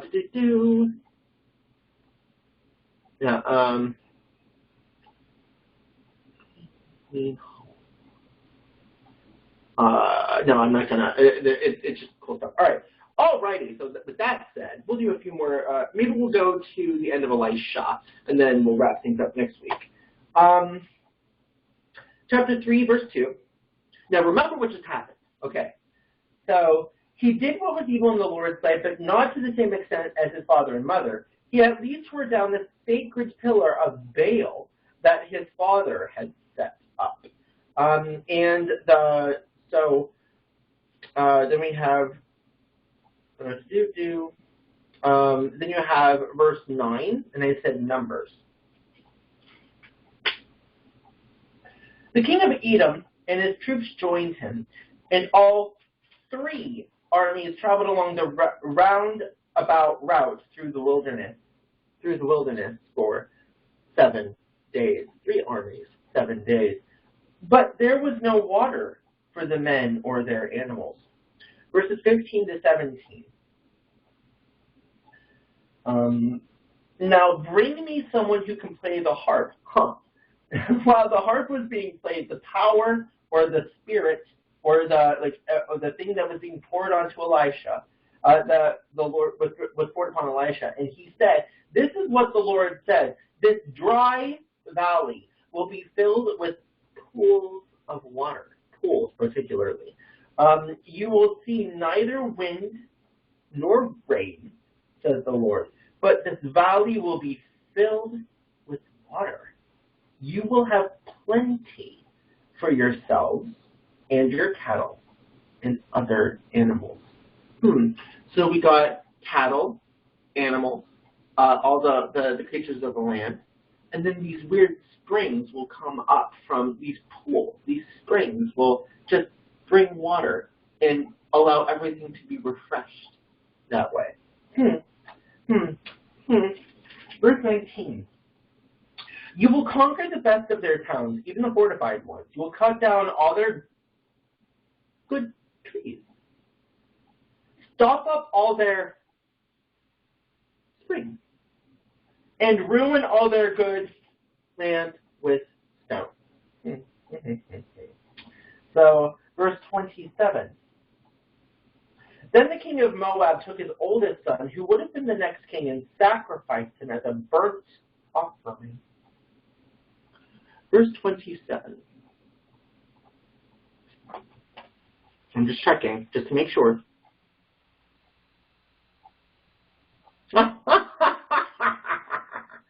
Oh, this is a terrible thing. I shouldn't be laughing, but you know what? Look. What did he sacrifice him as? Go up, you bald head. Huh. So he offered him as a thing that went up. And here's another one. See that here? The AL?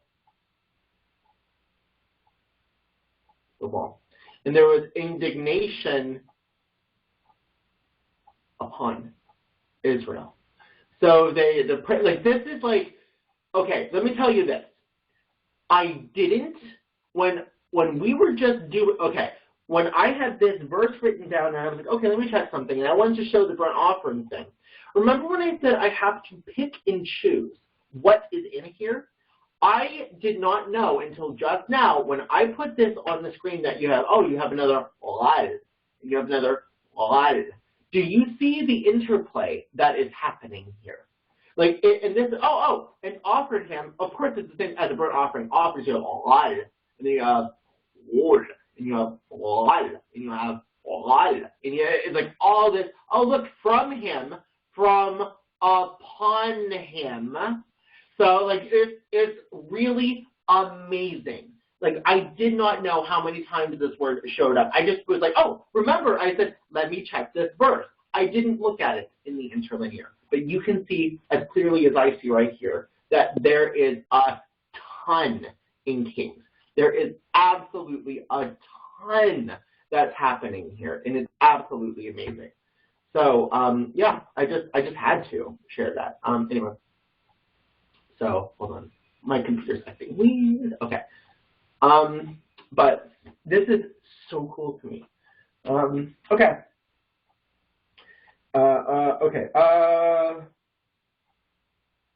Okay, the 27th. And he offered him as a burnt offering on the wall. So there was great anger against Israel, or upon Israel. And so he offered him up. So up on Israel was great anger. And from up on them, the Israelites withdrew and went back to their own land. So amazing, like all that stuff. All right, chapter 4, verse 35. We're almost done for today.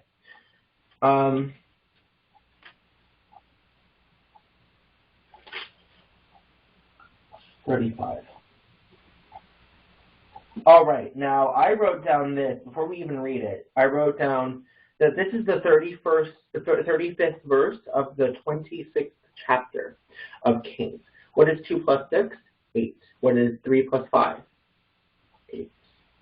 Elisha got up, walked back and forth across the room once, and then stretched himself out again on the child.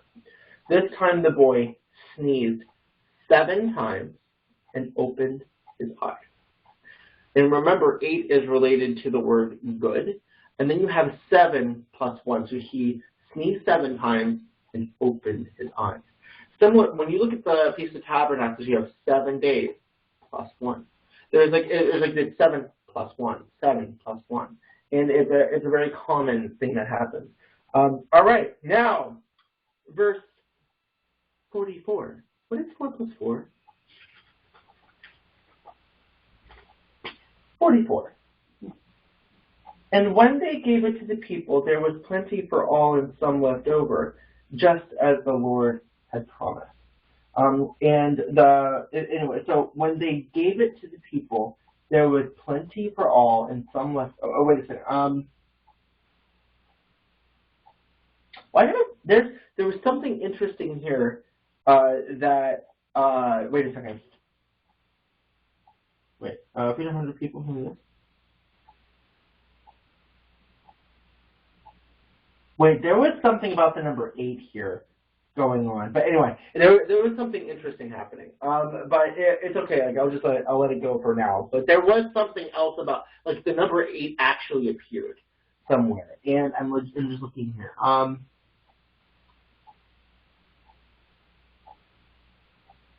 Yes, my Lord. Some leftover. All right, cool. Anyway, it doesn't matter. All right, so verse 5, chapter 5, verse 10.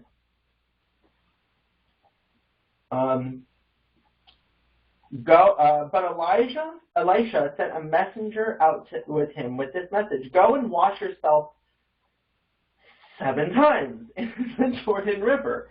Then your skin will be restored and you will be healed of your leprosy." Then in verse 13 it says, "But his officers tried to reason with him and said, 'Sir, if the prophet had told you to do something very difficult, wouldn't you have done it? So you should certainly obey him when he said simply go and wash and be cured.'" We have this thing, it's like in 12-step programs, you have people saying that if their sponsor told them to go over to to stand on their head in a corner, that they would have done it. And so this is a very similar argument that's being used here. It's like, but yeah, it's something that's simple we aren't willing to do. So it's a very similar concept here. All right, now, verse 25. And I said in parentheses here, Eve. So verse 25. When he went into to his master, Elisha asked him, "Where have you been, Gehazi?" "I haven't been anywhere," he replied. Not Eve though, Adam and Eve. When they said, we were afraid. I haven't. What? That type of like we hid. I haven't been anywhere. Am I my brother's keeper? But Elisha asked him, "Don't you realize that I was there in spirit when Naaman stepped down from his chariot to meet you? Is this the time to receive money and clothing, olive groves and vineyards, sheep and cattle, and male and female servants? Because you've done this, you and your descendants will suffer from Naaman's leprosy forever." So this is, but yeah, it's very, am I my brother's keeper? She is not my wife. That type of similar story and theme is coming back. Chapter 6, verses 17 to 24. Then Elisha prayed, "O Lord, open his eyes and let him see." So the Lord opened the young man's eyes, and when he looked up, he saw the hillside around Elijah was filled with horses and chariots of fire. As the Aramean army advanced, remember the Arameans, the Aramean army advanced toward him, Elisha prayed, "O Lord, please make them blind." So this is a divine thing happening here, with the divine fighting. So the Lord struck them with blindness as Elisha had asked. We talked about the importance of blindness. Then Elisha went out and told them, you have come the wrong way. This isn't the right city. Follow me, and I'll take you to the man you're looking for." And he led them to the city of Samaria. As soon as they had entered Samaria, Elisha prayed, "O Lord, now open their eyes and let them see." So the Lord opened their eyes, and they discovered that they were in the middle of Samaria. Then when the king of Israel saw them, he shouted to Elisha, "My father, should I kill them? Should I kill them?" "No, of course not," Elisha replied. "Do we kill prisoners of war? Give them food and drink and send them home again to their master." Ooh, this is the beginning of Jesus living here. And so the king made a great feast for them, and then sent them home to their master. After that, the Aramean raiders stayed away from the land of Israel. So it's very interesting when you think of the cosmic battle happening here. So in verse 24.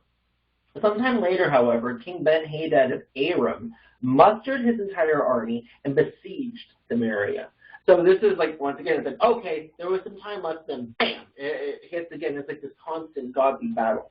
And then you have chapter 7, verses 6 to 9.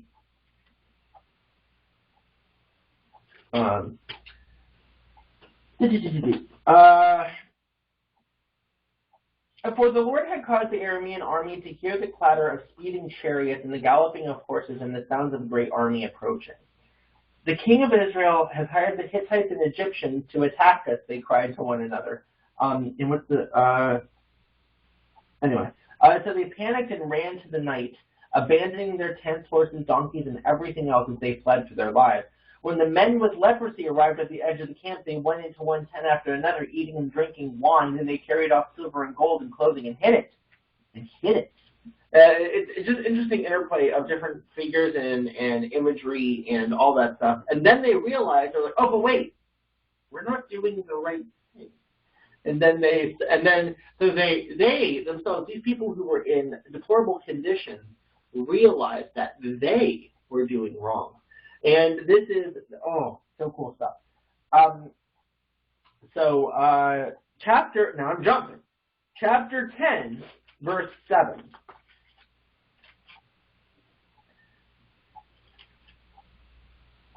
All right, so verse 7. Oh my goodness, wow. These chapters are left than I remember. Okay. Chapter 10, verse 7. When the letter arrived, the leaders killed all 70 of the king's sons. Remember the 70 nations? They placed their heads in baskets and presented them to Jehu at Jezreel.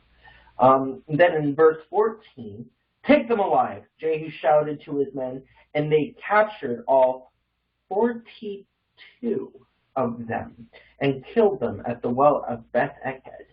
None of them escaped. Remember I said there's something weird about 42, and it just keeps appearing. But I'm not... 42 youths go up your bullet head. Oh, there were 42 youths, yeah, right? What's going on here? I think, and I've heard it has something to do with Baal, but I'm uncertain why. So there's like a weird thing there that I'm like, okay, I'm just gonna. Well, Baal. It's the B in the law sound. I think that is 42, but there's something. No, it's 72. Oh no, that's 72. So what's 42? There's something weird about that. Anyway, so chapter 11, verse 21. Now, see, we're really skipping now because this is getting, and I'll explain why in a minute. So chapter 11, verse 21. Joash was 7 years old when he became king. And all right, cool. 21. Chapter 12, verse 1. So the next verse. Joash began to rule over Judah in the 7th year of King Jehu's reign in Israel. So this is very interesting word, not wordplay, but imagery happening here. Now, chapter 12 is what? Chapter 12 is what chapter of Kings altogether? 34. What is 4 plus 3? What? So it's interesting that you have this. Now, in the previous chapter, you have 33, chapter 33, and in verse 21, 2 plus 1 is 3. Joash began reigning when he was 7. So it's weird, like, to think that that stuff like that happens in Scripture, because I always thought that was just nonsense, and to me it's just absolutely clear that it's there. Chapter 13, we're almost at the end here. So chapter 13, verses 18 and 19. Hold on. Then he said, now pick up the other arrows and strike them against the ground. So the king picked them up and struck the ground 3 times. But the man of God was angry with him. You should have struck the ground 5 or 6 times. It's like, what? Like, straight, it's like, punch me. Anyway, then you would have beaten Aram until it was completely destroyed. Now you will be victorious only 3 times. And, like, so it's, it's interesting here when, I'm thinking here. Okay. Okay, and then verse 23. Verse 23. But the Lord was gracious and merciful to the people of Israel, and they were not totally destroyed. He pitied them because of his covenant with Abraham, Isaac, and Jacob. And to this day, he still has not completely destroyed them or banished them from his presence. Now, and then, yeah, that's it with that. And then I said here, after Elisha is absolute chaos. And I think, I'm just looking here. All right, we're going to do a quick exercise. It'll only take, I'm going to see how fast we can do this, because it's like it's chaos, but pay attention to particular points. Let's see what we can do. We're just going to go bam, bam, bam. Just watch what happens. Chapter 15, verse 16. At that time, Menahem destroyed the town of Tapua and all the surrounding countryside as far as Tirzah because its citizens refused to surrender the town. He killed the entire population and ripped open the pregnant women. The word for compassion in Hebrew is based on the word for womb. So he ripped open the wombs without compassion. And this is a huge, huge thing there. Okay, 17.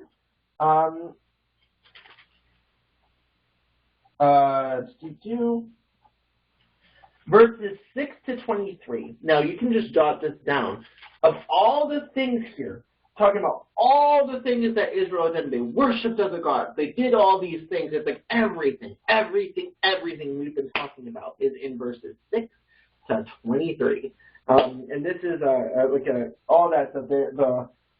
They worshipped idols, all those things. Verse 29.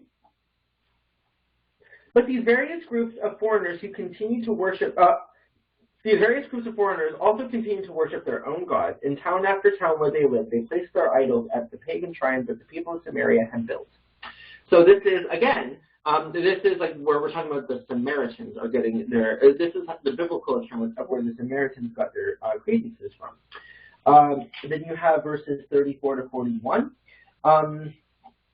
So this is like, once again, explaining, bam, what happened before. Talking about Jacob, whose name he changed to Israel, which means struggles with God. For the Lord made a covenant with the descendants of Jacob and commanded them, do not worship it. And it goes on and on. But the people would not listen. It's just everything we were talking about. And this is more like the culmination of events. Chapter 18, verse 4. He removed the pagan shrine, smashed the sacred pillars, and cut down the Asherah poles. He broke up the bronze serpent that Moses had made, because the people of Israel had began offering sacrifices to it. The bronze serpent was called Nehushtan. And then, it's based on the word bronze and based on the word serpent. So, and Nehushtan is the name of a particular god, it also means unclean thing. So it's interesting. It can also mean something that's impure. A thing of impurity. All right, cool. Verses 33 to 35. 33 to 35. I'm just looking here. Have the gods of any other nations ever saved their people from the king of Assyria? What happened to the gods of Hamath and Arpad? And what about the gods of these three? Did any god rescue Samaria from my power? So this is Sennacherib saying something similar to what God said in Deuteronomy, saying, what other nation has ever compared to Yahweh? And here Sennacherib is saying, what other nation has compared to me? And this is really interesting clash of concepts there. And then you have, chapter 19, verses 15 to 19. Okay, so this is when they are mocking so he's saying, you are enthroned between the mighty cherubim. You alone are God of all the kingdoms of the earth. You alone created the heavens and the earth. Bend down, O Lord, and listen. Open your eyes, O Lord, and see. Listen to Sennacherib's words of defiance against the living God. Is it true? It is true, Lord, that the kings of Assyria have destroyed all these nations, and they have thrown the gods of these nations into the fire and burned them. But of course the Assyrians could destroy them. They were not gods at all, only idols of wood and stone shaped by human hands. Now, O Lord your God, rescue us from his power. Then all the kingdoms of the earth will know that you alone, O Lord our God. This is one of the very, very, very, very, very few times in Scripture at all that these things are called pieces of wood. That's it. But it's interesting that they're pieces of wood, like parts of a tree. And but this is one of the few times that they're just discarded as not real. But that to me that's an insult. To me it's an insult saying like, yeah, they're not even real at all. Like don't even look at them. They're nothing in comparison. So much like when Christ said, it's not an insult, but when Christ said, hate one and love the other. That concept of like you don't really hate them, but in comparison. So it's like, what are those things? Compared to you, they're just pieces of wood. But I'm not discounting that it is calling them pieces of wood here, but it's one of the very few times in Scripture that they're discounted as such. So anyway, because in we'll keep going, verses 29 and 30. Then Isaiah said to Hezekiah, here is proof that what I say is true. This year you will eat only what grows up by itself. What were humans supposed to eat originally? And next year you will eat what springs up from that. But in the third year you will plant crops and harvest them.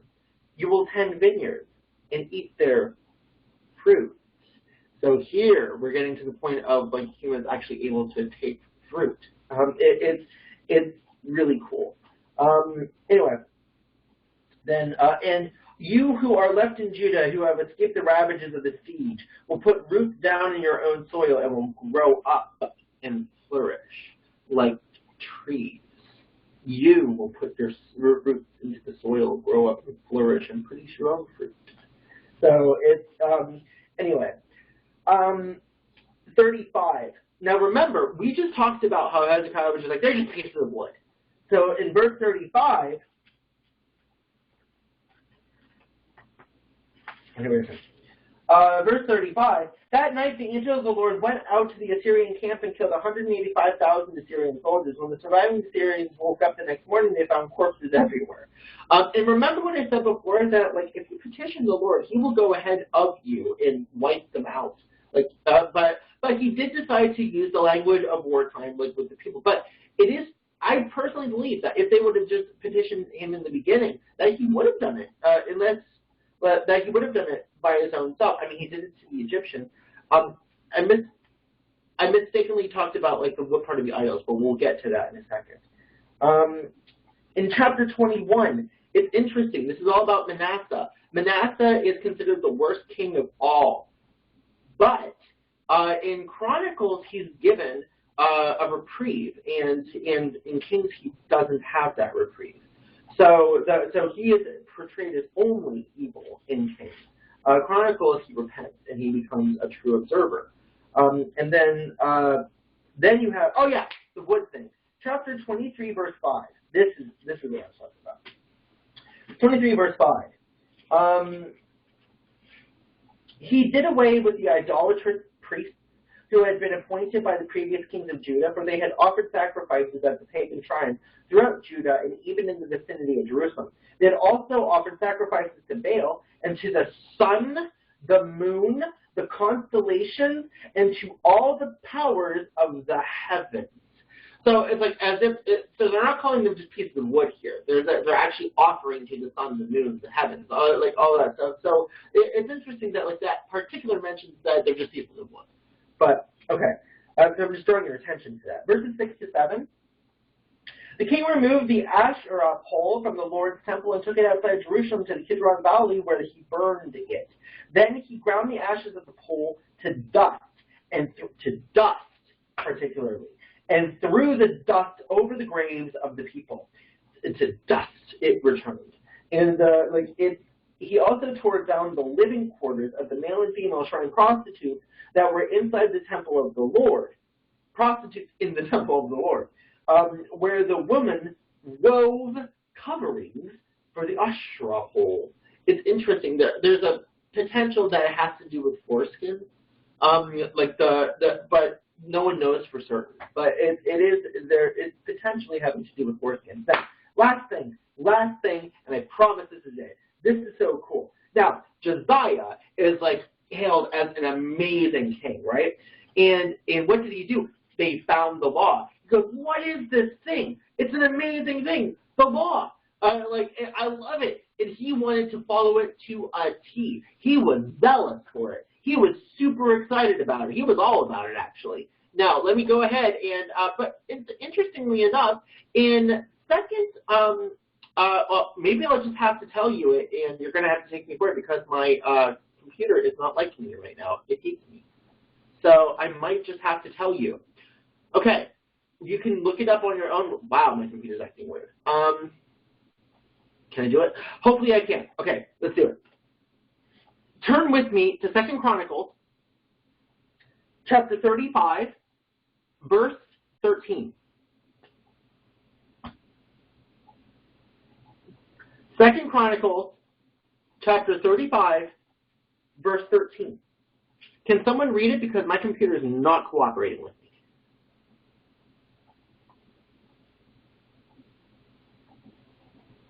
Also, they roasted the Passover offering. Stop. They what the Passover offering? Roasted. What did they do? Roasted. Oh, no, they didn't. Oh, no, they didn't. Remember we were talking about like the strange discrepancy between boiling and roasting. And so what Josiah actually does is, and hopefully I can actually show you if my computer decides, or I could just tell you, he boils and roasts it at the same time. It says he boiled it in the fire. And it's like, or over the fire. The particular way that's being referenced here, my computer's copying on me, so there's no way I can actually show that right now. But the way it is awesome. Like, so both of the terms, both of them are used right next to each other in a way that basically said he was so zealous, he wanted to figure right to the T that he did both laws together. And it's just so cool how that, yes! Okay, please work, just work. We'll just,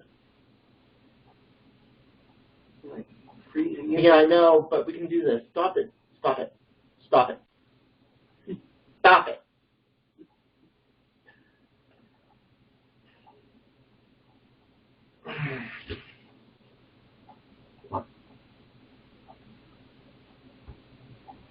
Okay. If you want to reference what like we talked about before, it is not cooperating whatsoever. I'm trying to get it to cooperate, but it's definitely. We can catch it at the beginning of next week. Yeah, we can just start with that at the beginning of next week. That's a good point. There it is. Yeah, it's there. I don't know if you guys. Yeah, the green is there. Yeah. Okay. Cool. Roasted. The word roasting is not. It's the word for boiling right there. And then with fire. So they boiled with fire. And it's like those two terms never usually come together. You can argue that they boiled it over a fire, but it's definitely the same terms for boiling in one and roasting in another. And one of them says don't boil it, but put it over a fire. And the other one says boil it. And so Josiah does both. So it's cool. All right, and that's what I have to do. Now, what I have here is that there's a lot more. And the last thing I want to say is that there's a ton more. What I showed was just an overview of the intricacies. I mean, remember, there's that one verse I pulled up, and I'm like, remember I was talking about going up, and it's so funny, that one particular verse, just a random verse, how many times the word upon appeared in just one sentence. It's so cool.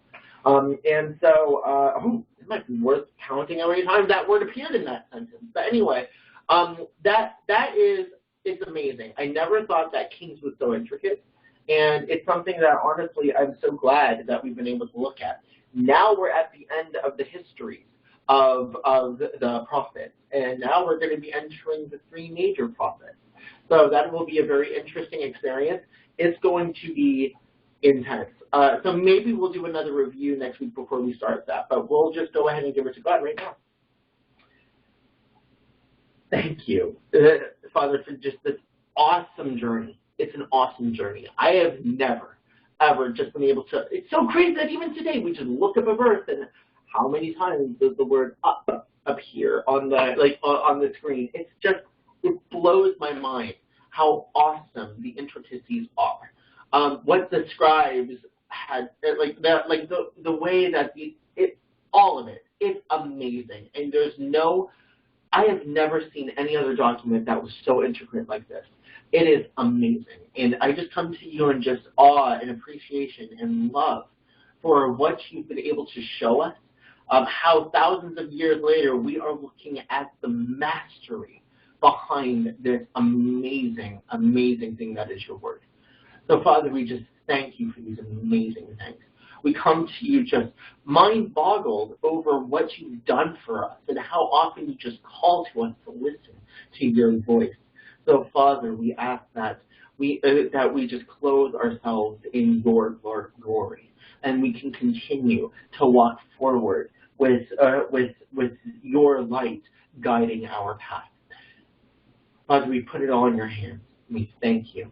In the name of Jesus Christ, we pray. Amen. All right, let me turn this off. Yay!